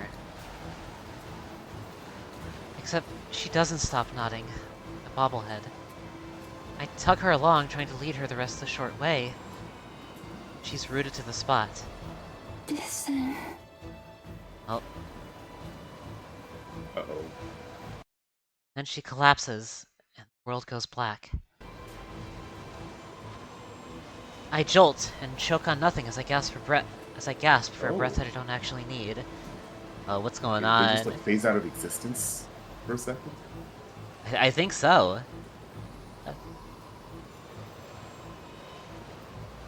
Abigail has fallen to her knees. I didn't even feel her hand slip out of mine. I try to take the half step, cross the few centimeters. Across the few centimeters that separate us.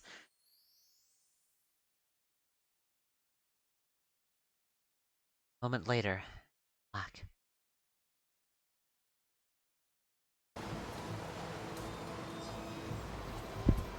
It takes me a moment to understand, and I immediately wish that I hadn't. My god, I just stopped existing for a second. Profound dread grips my heart. Looking down at myself, once again, I can see right through my hand and arm to the snow accumulating beneath us. Oh, not good. This is extremely not good. I collapse to the ground beside Abigail, but at least of my own accord. I try to shake her by the shoulder, but it takes several tries before I can maintain a form long enough to even touch her. I'm sorry, Medicine. I just need a little break. Oh, it's all going to hell. Or the lack of thereof. Yeah. Oh god.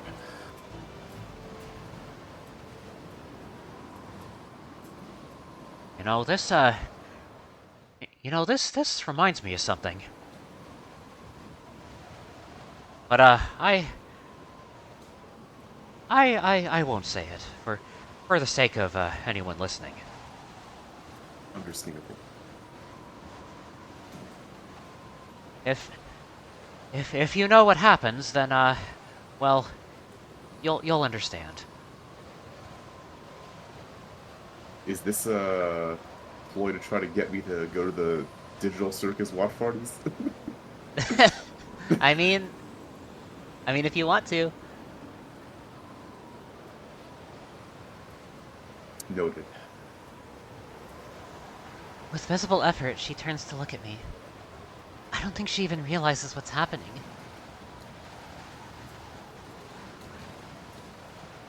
But then I phase into non-existence for another moment. When I come back, horror is clearly etched onto her face. Finding some hidden reserve of strength, she lunges towards me and grabs my hand. Immediately, everything goes back to normal. Madison, are you okay? Can you hear me? I'm fine now. I hold her hands a bit tighter to reaffirm it. Are you okay though? I'm just a little tired is all. She forces herself up again, looking more than a little tired. Immediately, she sways and nearly falls, but I catch and steady her. She leans into me and I pull her into a hug. I'm sorry. I'm so sorry. It's okay. Gently, I stroke her hair. In truth, I'm terrified. I don't want her to see that. They make things worse.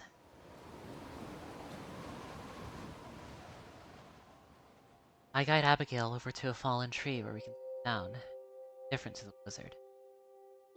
Even though the church isn't much farther, I don't want to push her too much right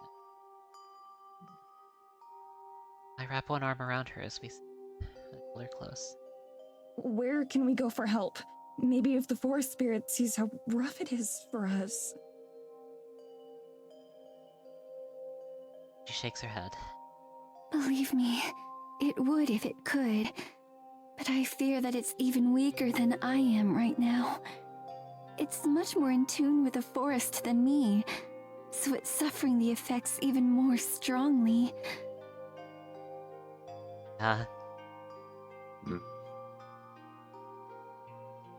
All of It's a this because feedback loop. Evelyn killed one tree. What'd you say? It's a feedback loop. The feedback loop.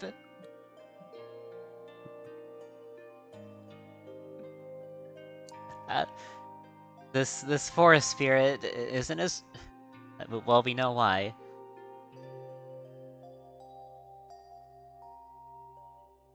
Yeah, all of this because Evelyn killed one tree. Yeah. It wasn't just one tree, Madison. It was the heart of the woods. Yeah. The title of the game. The title of the game.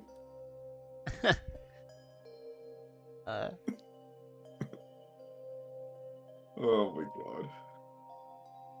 So what does this mean for us? Are we reaching the end? Are we reaching the end of this route already? There has to be some sort of resolution. There has to be, right? This isn't... Like, no way they just, like, have half a chapter of romance and then immediately kill them. Yeah. There's no way that happens. Put some respect on the heart of the woods. True. True.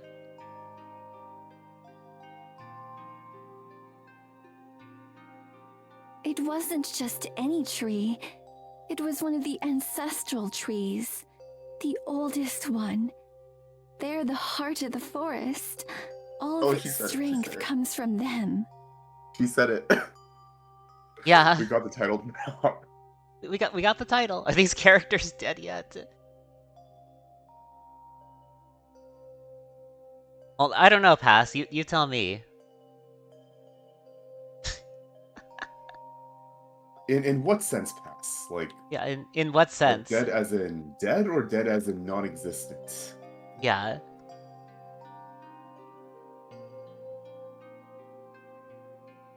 Yeah, because there is a distinction here, believe it or not.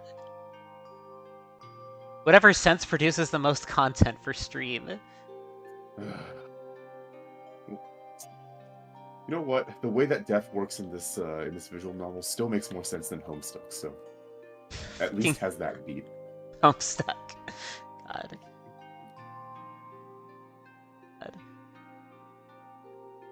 There's a friend. I don't know if I ever talked about this, but there's a friend of mine who's been reading Homestuck recently. Like, I think you talked to me about it. Yeah, that. Yeah. The person in question. Yeah. I think this is the first time I've mentioned it on stream, but yeah, someone's reading Homestuck and they're like noticing all the similarities Deltarune has to it. Like the major antagonist. The major antagonists, plural.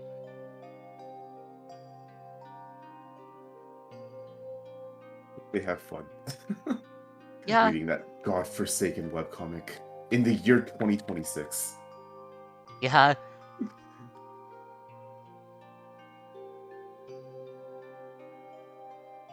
God. Okay. The less we talk about Homestuck, the better. Let's get back to Yeah. lesbians. Yeah. while we still have them. While we still have them. Ominous. I can't pretend to understand their importance. But I know that Abigail isn't exaggerating. Not at a time like this. So what do we do? There has to be some sort of solution, right? Can we plant another tree or something? I don't think that's how it works. Yeah. I don't think so, you know? That's... For some reason. Yeah. Even as I say it, I know the idea is ridiculous. We don't exactly have the centuries it would take for a new tree to grow up as big and strong as the one that was killed. The forest spirit is supposed to become the next one. All of the ancestral trees were once spirits like the one you've met. Huh. Makes sense. Yeah, that makes sense. What's stopping it? The mayor? In all likelihood, The maybe. mayor, please stop calling her the mayor. She's not the mayor! She's this thing... It's this thing disguised as the mayor. Like, you don't have to honor her with that. True.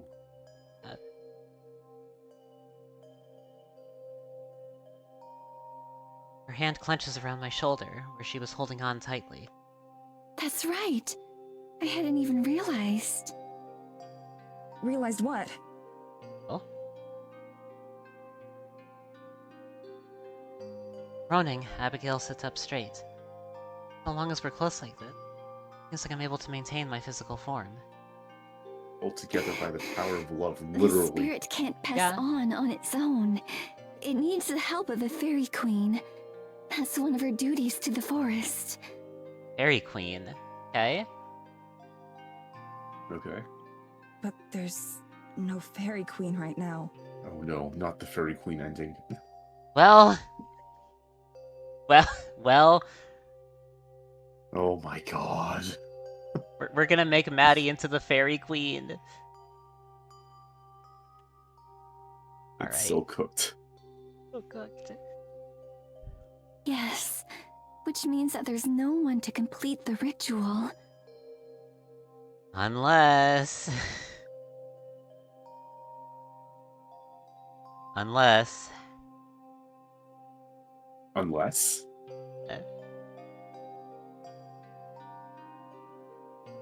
The rest goes unspoken, as we both come to the same realization. Atlas, thanks for the raid! Atlas, thank you for the raid! We give you a shout out. How was your stream? I hope to a T was fun. Hope you had a good stream. Welcome. It was a banger, it was very cute so far. Let's go. Also, here's my intro for anybody who may not know who I am. I'm gonna look at Tuati. I feel like I've... Oh yeah, it's the puzzle game from Annapurna, I see. Yeah. Yeah, this... We're playing... We're in the middle of a very tragic novel right now. Very angsty. Yeah. Yeah. We've been going through a lot in this game. Yeah, things have kicked up into overdrive in this stream, and yeah, we're just along for the ride, I suppose. Yeah. With Kinger. And also, yeah, Kinger is here. So yeah, if you enjoy gay angst, this is the visual novel for you. Yeah. It's an atlas. It's true. It's a pass. It's a pass.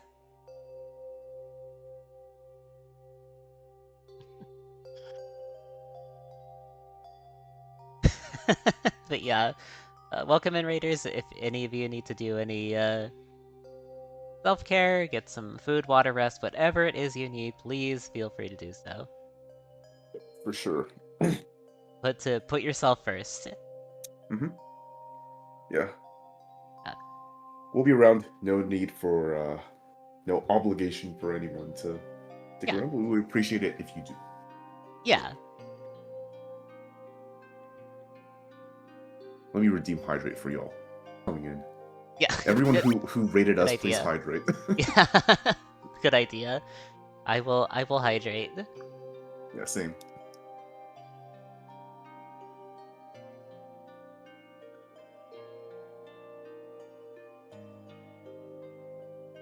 Okay. I have hydrated.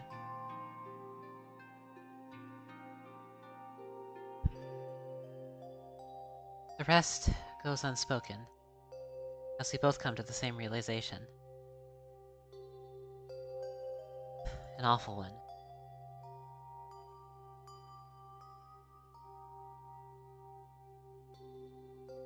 Madison.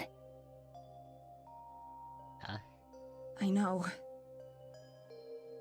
There aren't any other options, are there? Not at this point. Fucking god, dude. We gotta talk to the fairies. None that I know of.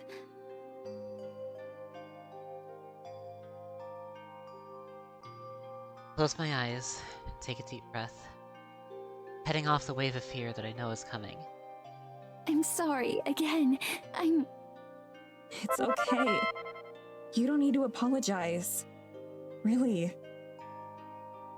Also, I keep follow alerts anonymous for people who want to follow and lurk, but I appreciate them all the same.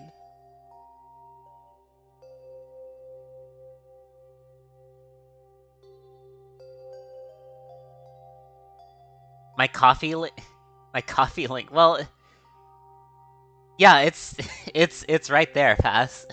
Are you donating? Are you donating right now?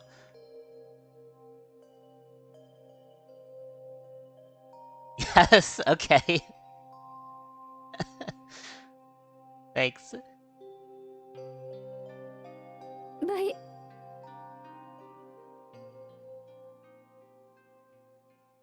Taking both her hands in my own, face her.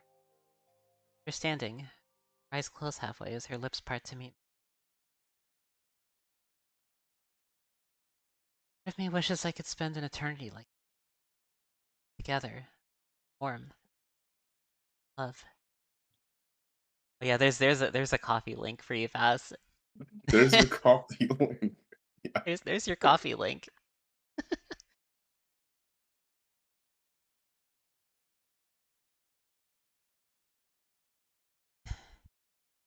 Even that isn't an option anymore. Our kiss ends far too quickly. Not sure it could have ever been enough. Heart, there are tears on Abigail's. I'm not sure if they're mine or hers. It'll be okay somehow. I know it. I'll be with you, no matter what. I know. Thank you. Seriously. I couldn't do this without you. I love you. I love you too.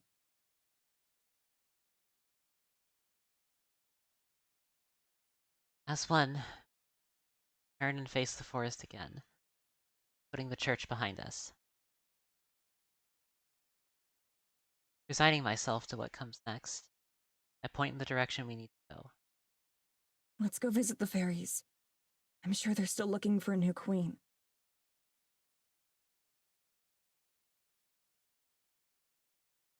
We're just we're going through with this, and I'm sure in another world we didn't have to. Dad, we had 2 decision points, and this is what happens. Yeah, 2 decision points. Yeah. New tip. Thank you. Thank you. Thank you for the donation. We're 22% from the Switch 2 goal. For thanks for donating. Yeah, W donation.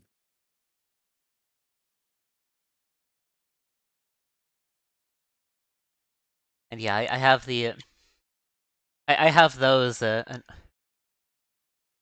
pass. You're good. I have the I have Ko-fi those I have those anonymous on stream as well. So you can send money anonymously if you want. Yeah, don't worry about it.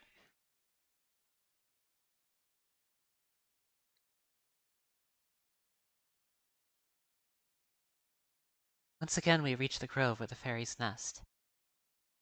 It occurs to me that this is the only part that seems unaffected by the forest sickness. Trees are just as vibrant as ever, pond just as clear. We stumble into the middle, shore of the pond. Abigail takes several woozy steps. I hold her shoulder to keep her steady. Then I flicker and she fall, barely managing to forget days or even hours to find another solution. We might not even have minutes. Hello?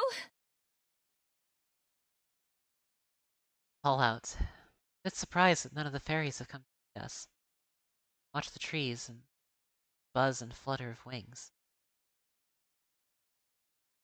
Remain silent. Still. Hello? Fairies! It feels a little absurd and on the nose.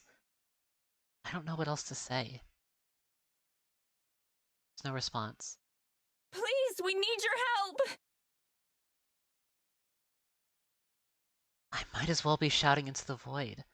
There's not even a single rustle. Notice that the birds who used to nest in the bushes seem to abandon this place. Tendrils of fear creep through me. What if the fairies are gone too? Madison, Towards Abigail, but not even looking at me. Madison. Oh, did you notice that? Yeah, do you see that? Do you see that?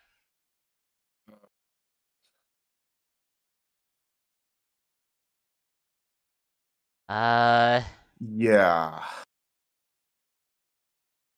did they get the Yeah. character name wrong? Yeah, so that's yeah, that's not great. That's that's not great.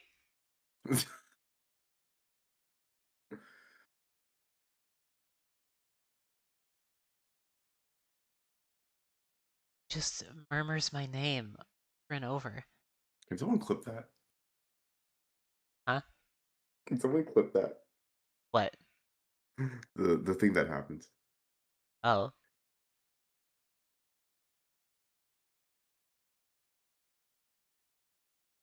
Steel myself and face forward. Her. If you can help us, I'll find you a queen. Even if it has to be me. Voice sounds stronger than I feel. There's no reaction. Heart pounds. It's going to burst out of my chest.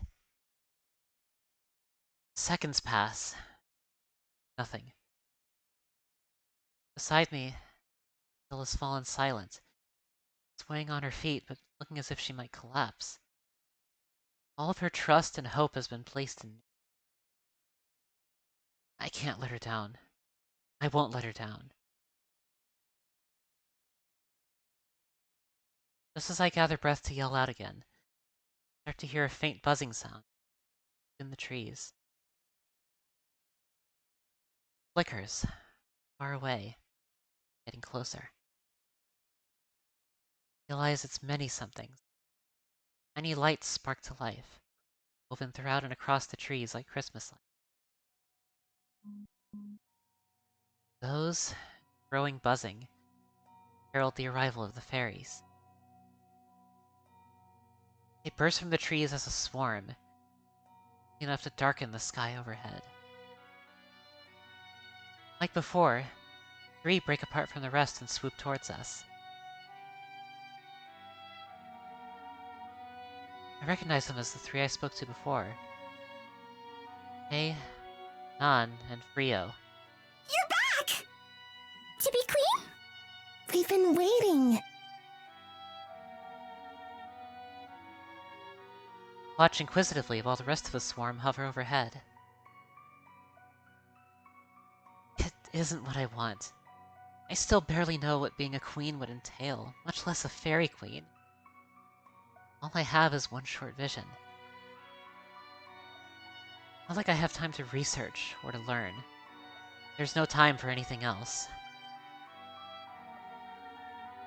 It's this or disappear forever. Leave Abigail to whatever fate she's suffering. Of course, that's not an option I'm even willing to consider. Put on the sternest face I can and lock eyes with the fairy in the middle. Only if you can help us. Wordlessly, the 3 fairies dart forward, expecting Abigail and me. Communicate silently with each other. Leave me to wonder what they're saying and thinking. A minute later, they return to their position in front of my face. Name your terms. But are you sure? We think we know. If you make us human again, and stop whatever it is that's happening to us, then I'll make sure you have a queen. Whether it's me or someone else. A queen! Who else could it be? We've spent so long looking. There's not much time left! For you or for us!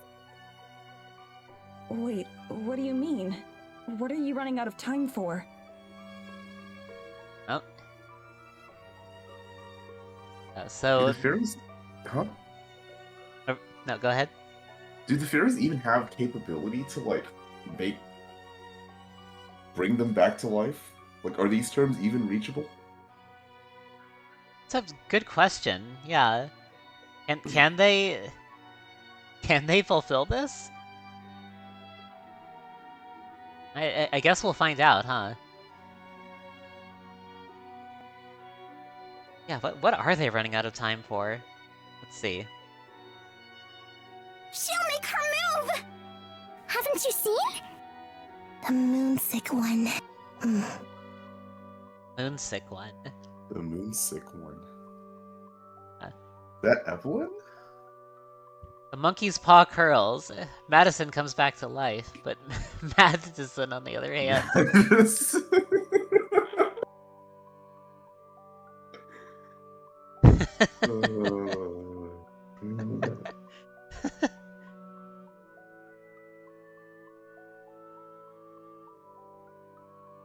Moonsick. That word again. Where's that word again? Madison. Moonsick one. You mean Evelyn? Evelyn!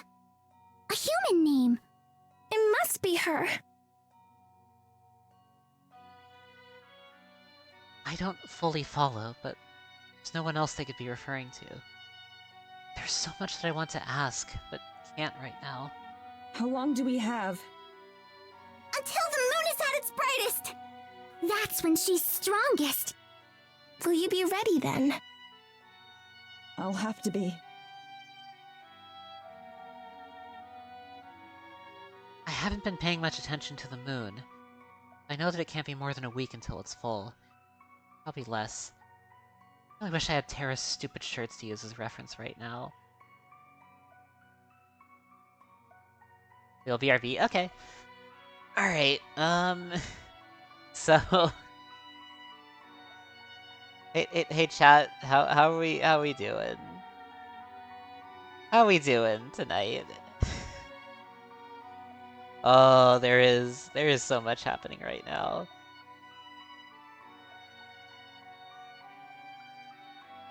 Could be better, could be worse. Yeah. Waves of emotions. I understand. Yeah. I get you. I understand. What if Madison comes back to life and then Abigail also gets sent back to life, but 200 years back in the past where she last died? Oh my god, can you imagine? Can you fucking imagine?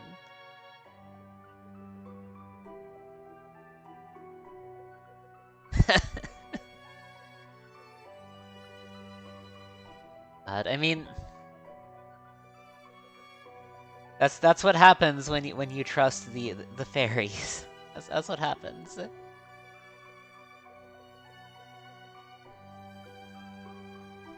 Or not the fairies, but what is it? It's the Fae. Is that what it is?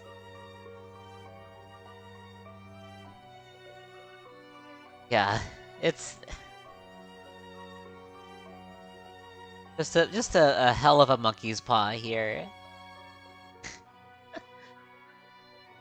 It's so cooked.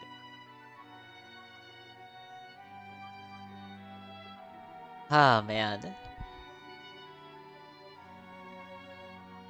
Oh,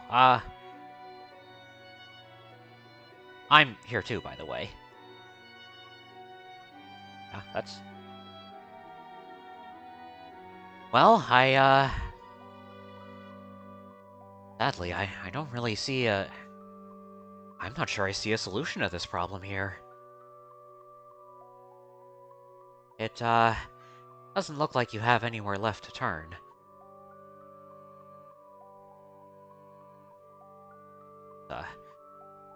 Not the... Which is, not the best for you, I know.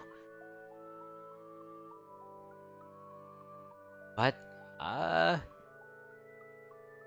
maybe... Maybe things will turn out well in the end. Believe Kinger will find a way. I'm sure it'll become clear to us all eventually. All right. Hi, welcome back, I'm Lish. back. Yeah, it's... God, it is dire here. Like, that's... That's the mood.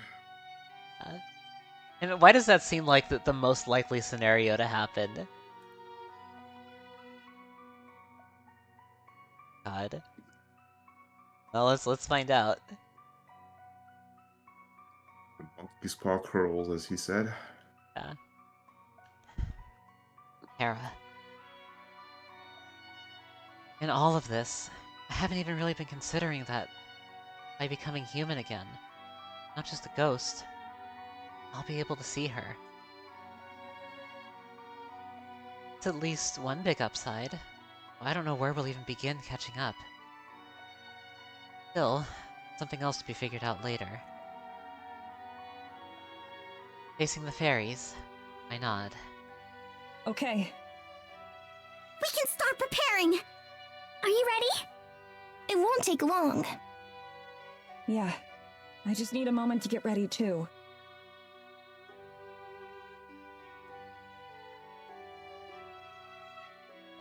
It is...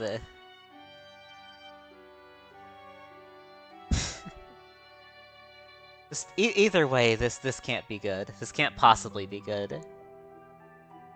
Yeah. Somehow this solution seems very suspicious to me. So, Yeah. my intuition. Yeah. Fairy split off and rejoined the rest of her kind, not bothering to respond. That's fine by me. I turned back to Abigail, who's been silent throughout this entire thing. Thought maybe she'd passed out. Said she's watching me with anxious eyes. Medicine, are you sure? Softly, she leans against me. Well, she kind of falls. Yes, I'm sure. Fairies have all gathered nearer the pond, close to one of the trees. Watch us intently, ruining the chance of any private moments. We have an audience, apparently. Yeah. Kiss Abigail's cheek and feel her nuzzle against me for just a moment. I love you, Madison.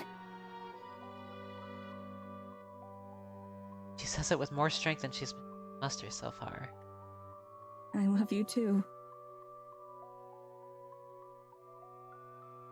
Look into each other's eyes for one last moment. Then I turn and stride towards the fairies. I don't let myself look down. I don't let my hand shake. Keep my steps measured.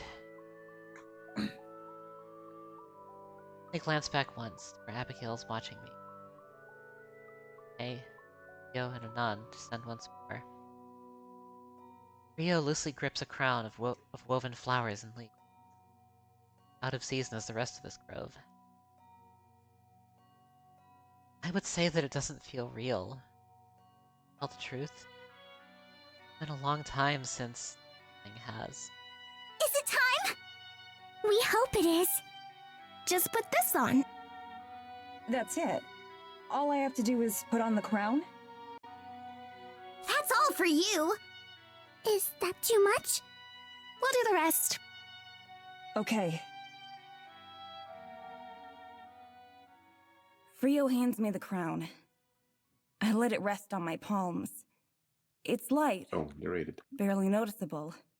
The flowers are all woven together so deftly that I have to wonder if it was made by magic. Alright, yeah, give my voice a break. Yeah, you've been talking this whole stream because it's all been Maddie. Yeah, Oh man, do you need me to take over? I should be okay. We might, I don't know. Are we going to switch perspectives at some point? I don't know. I have no idea. I suppose we'll find out. Yeah, the game's taking care of the narration for me for now. So I'll sit back and let it do its thing. It's also slightly warm, like it had just been sitting in the sun for a while. Nintendo Switch 2 perspectives.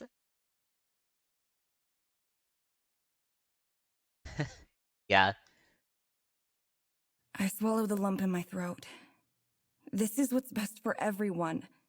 Not just for me or Abigail, but for the whole forest.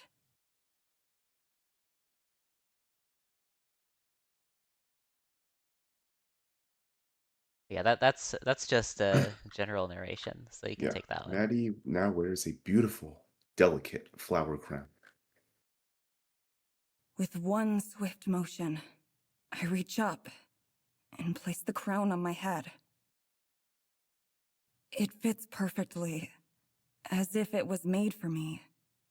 I wonder if it was. The moment it touches my hair, the fairies start to move.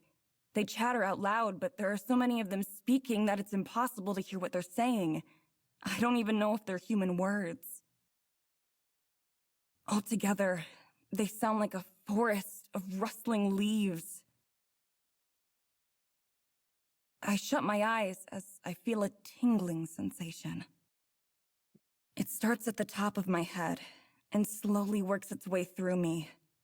It's not uncomfortable at all, but it also isn't anything ignorable. Something soft brushes against my face and hands. It feels like snow, but isn't cold. And when it melts away, there's no trace of wetness left behind. An invisible force feels like it's tugging me in every direction at once, but I stay rooted to the spot. A light scent of pine fills my nose. Somehow, it's nostalgic.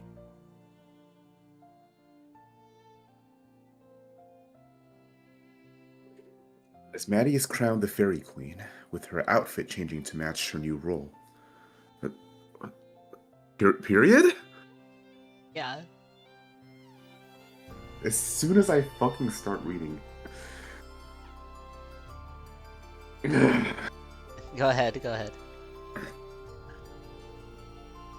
With her outfit changing to match her new role, comma, her simple jacket changes into a long, frilly green dress with white lace, decorated with blooming flowers.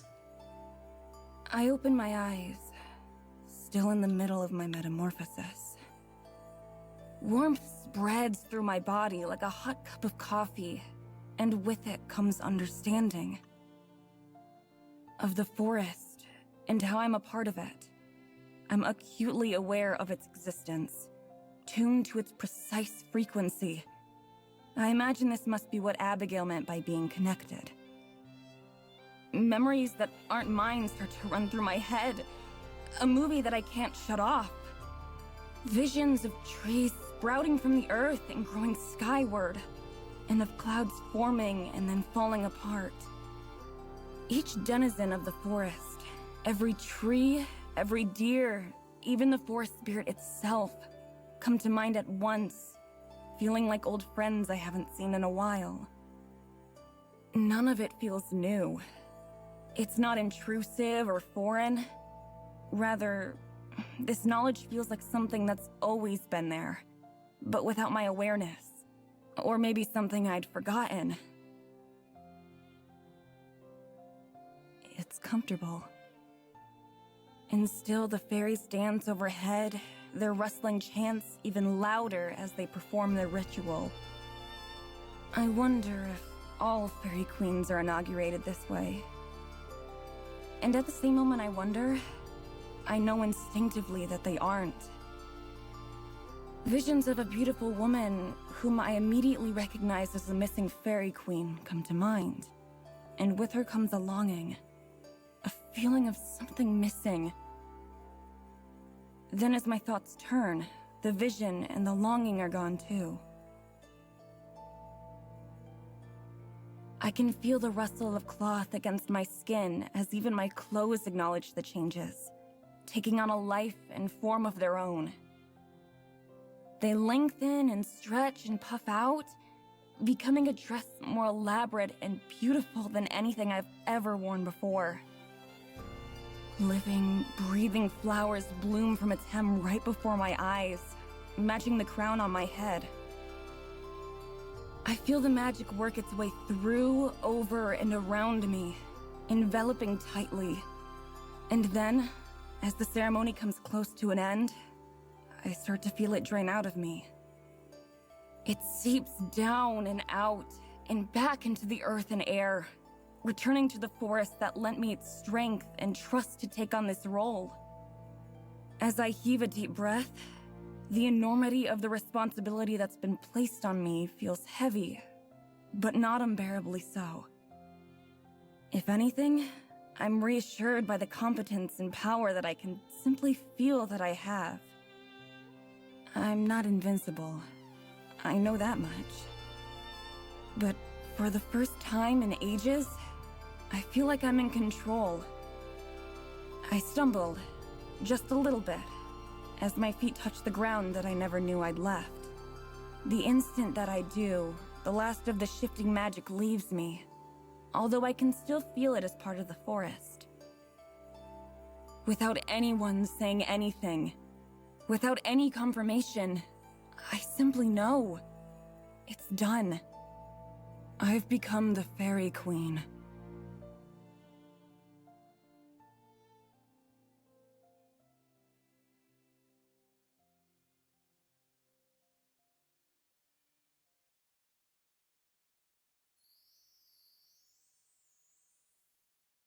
Chapter 5. Well, I guess that, I guess well, what does the key art assume here? For that chapter, for this chapter? Let's find out. Does it assume you went down a different route? Or is that just like, memories? Oh, wait, what do you mean? Because that was just, Madison in her regular clothing. Not her new fairy queen dress.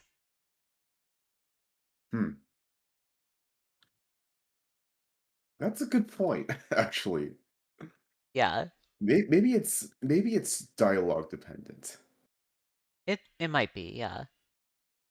or maybe they, you know, the art doesn't always match the story as we come to learn. So Yeah, yeah, it could also be that. maybe. Maybe. how are we feeling? Do we want to keep going? Up to you. You've been the one reading. So Yeah. if you're a bit tired, understand that. Well, let's see how much longer this will be. Let's keep going. Okay. Do you want me to? Um, I can keep going. Okay. As much as I've been. Okay. Sure. Yeah.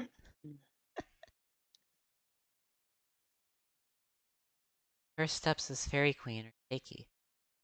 At any moment, it feels like my legs might give out from under me. Yet, at the same time, with strange sort of confidence and strength.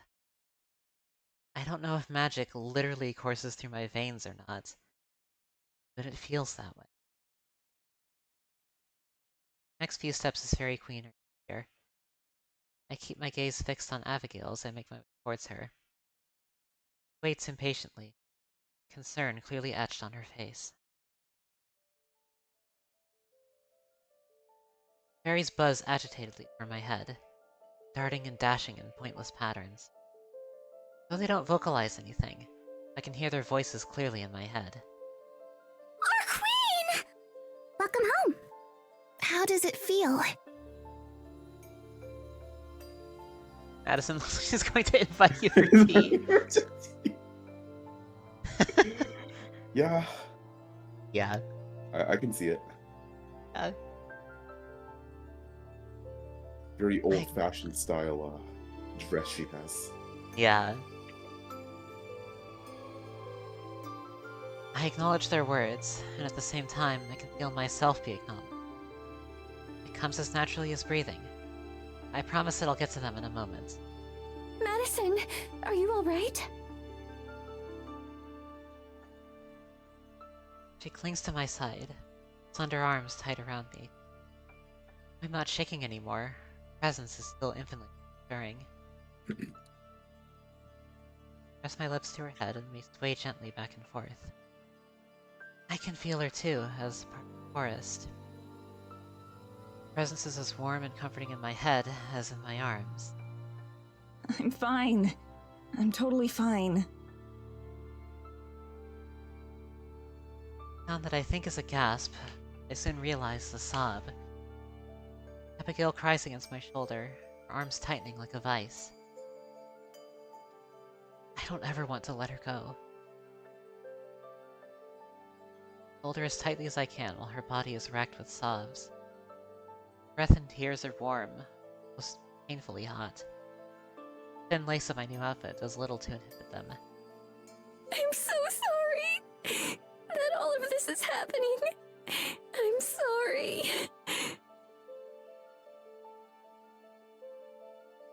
Gently, I find her hands and take them in mine. I squeeze them, trying to impart the same kind of solace that she gives to me. It's okay. Really. I'm happy things turned out this way. I'm glad that I met you, no matter the circumstances. Her eyes get stronger. I drop one of her hands in order to brush her hair back from her tear-stained face. We hold each other tightly until she's able to calm down. Meanwhile, the fairies still continue to circle overhead, though they remain respectfully silent. For once. Finally, Abigail heaves a steady breath, steps back just a little bit. I'm sorry again. It was just that seeing you there with the fairy light. I mean, you looked beautiful. You still do. More than beautiful. but it made me again realize everything that you've gone through, everything I've put you through. Press a finger to her lips. She looks up at me, surprise replacing the sadness. It's okay.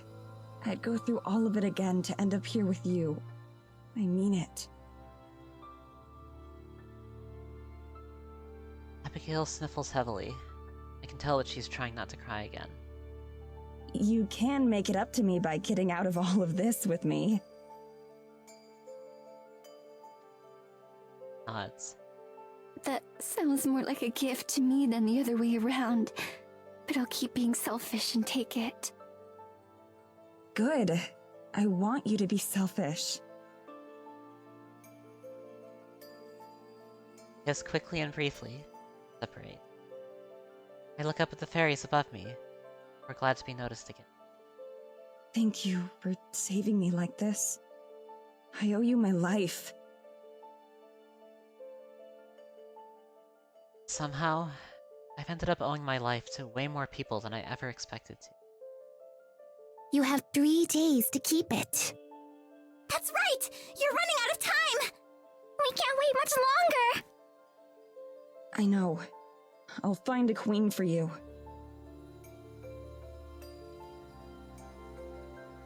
I know that it won't be as easy as I make it sound. After meeting some of the Eisenfeld locals, I don't get the impression that any of them would be interested in the offer. Still, I have 3 days to figure it out. We'll be waiting. We know we'll see you again. With a new queen or not.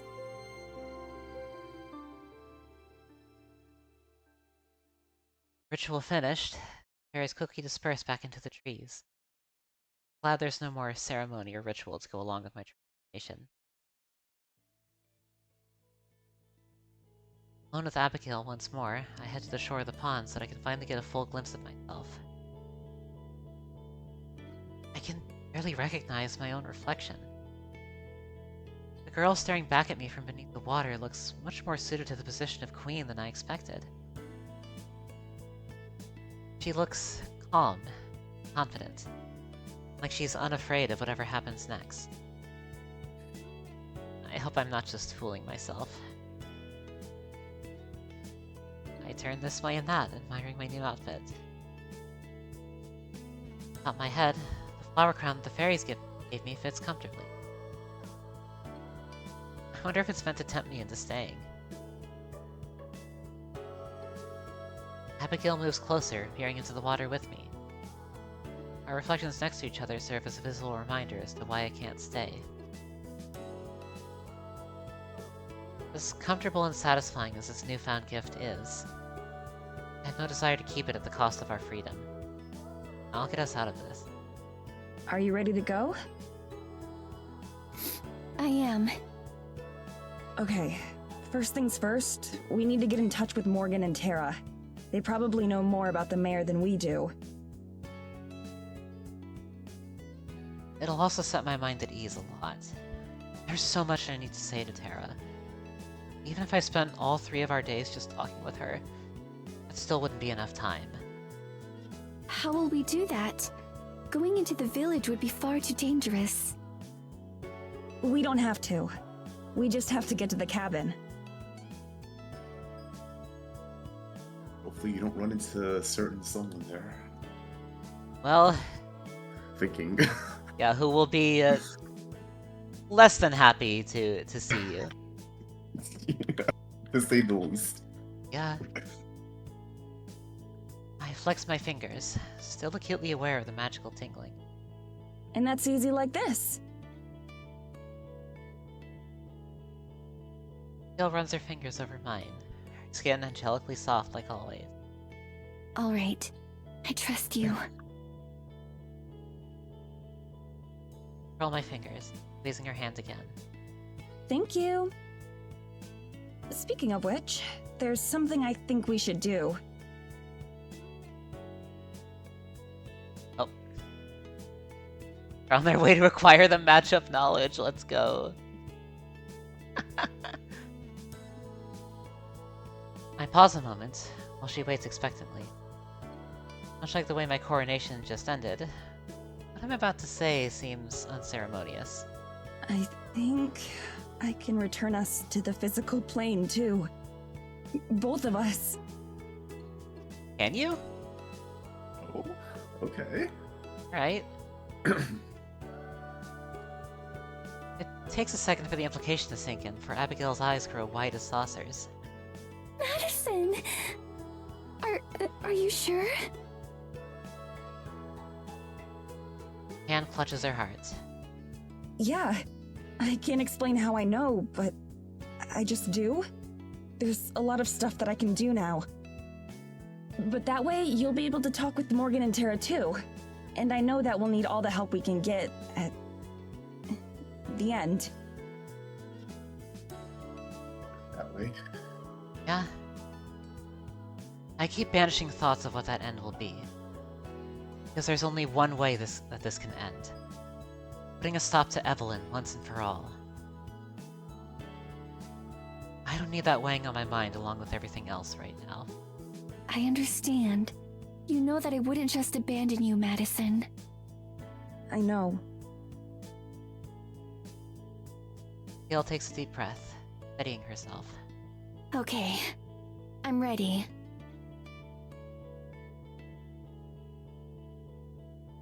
Silently, I step forward, taking her other hand in mine as well. Close my eyes and bow my head. Feel her do the same. Feel the magic course through me and out of me, spreading like vines from my fingers. Affects both me and her, taking our very forms and rebinding them to the mortal world where they belong. Feel Abigail tense up and hear her breathing getting shallow. Still, keep my eyes closed, willing the magic to continue working. It obeys my whims effortlessly.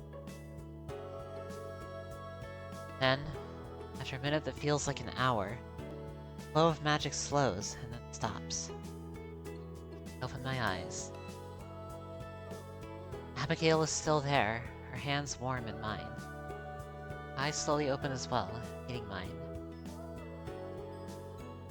This close together, I can feel her breath, warm against my face. How do you feel? Light breeze blows through. For the first time in 200 years, Abigail's gown sways in the wind. It's cold. She says and laughs, pressing herself even more tightly against me. Abigail shivers. Teeth begin chattering within seconds of her transformation. Despite how poofy it is, her gown really isn't very warm at all. Fortunately, the chill doesn't bother me. It wouldn't make sense for a fairy queen to be susceptible to the cold. Taking care of Abigail is a pressing matter. Let's go to the cabin. I can get us there quickly. She nods, wrapping her arms tightly around herself. I hug her tightly as well and access the magic once again. This time, I'll use it to transport us across the forest, to its very boundary where the cabin is. Surely nothing will go wrong here. Surely. And where my powers stop being useful. Since the cabin and the village are technically outside the bounds of the forest, if I step past the trees, I'll just be a regular ghost again. Until I go back into the forest. If they get jump scared at the start of the chapter. I'm feeling it. I'm feeling it. Yeah. They're gonna get matchup checked immediately. Yeah. I can't get too far away. If Evelyn were to find out where we are, or make some move against us, I'd be powerless to stop her.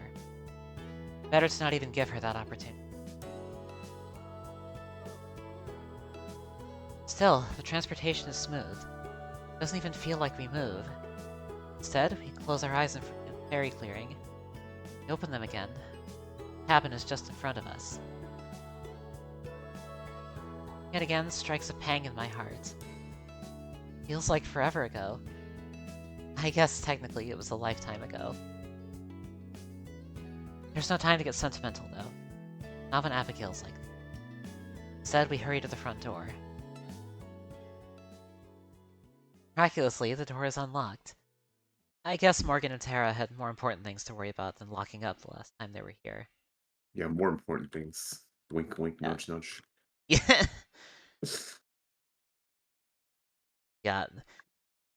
Alright, so... I think I'll take that as my cue to wrap up. Okay. God, I've been talking so much. Yeah. Doing so much reading. Hopefully next time we'll have a perspective shift and we won't be all Madison all the time. Yeah. Now I know how you felt. It's alright. We'll all have those days. Yeah. Oh man. That was a fucking roller coaster of a Yeah. stream, yeah. With all the shit going on. We've had so much happen. We nearly lost these two, and now Madison's a fairy queen. And now they're apparently back to the physical plane. Somehow, And yeah. and hopefully Maddie will have learned her lessons from, you know, being Yeah. being generally disagreeable. Yeah. Also, hello, you can always come home from Deltarune. That's very fitting. Yeah. Your playlist always reads your mind. Yeah.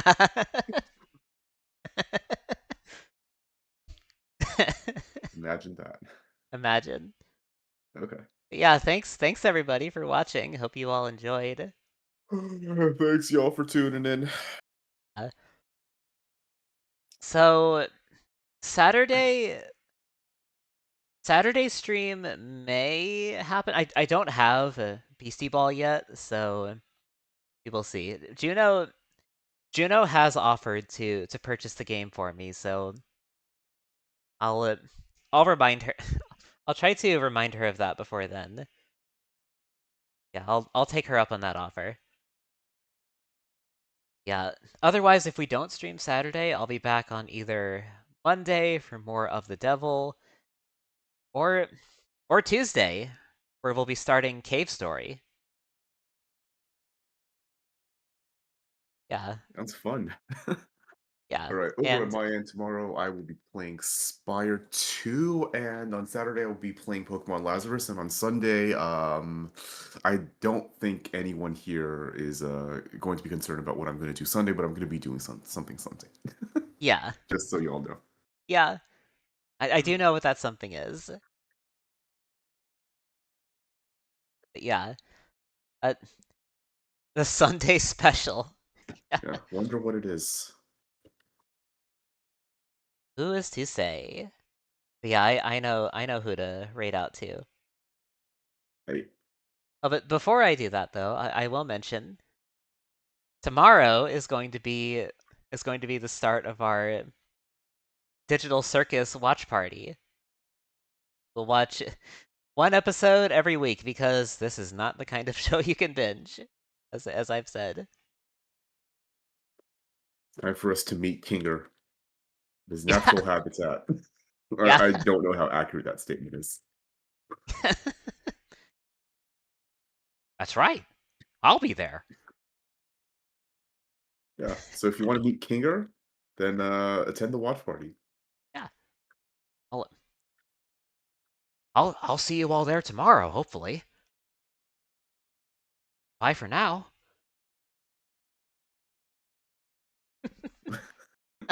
Thanks, Kinger. Thanks, Gamer. You're a real one.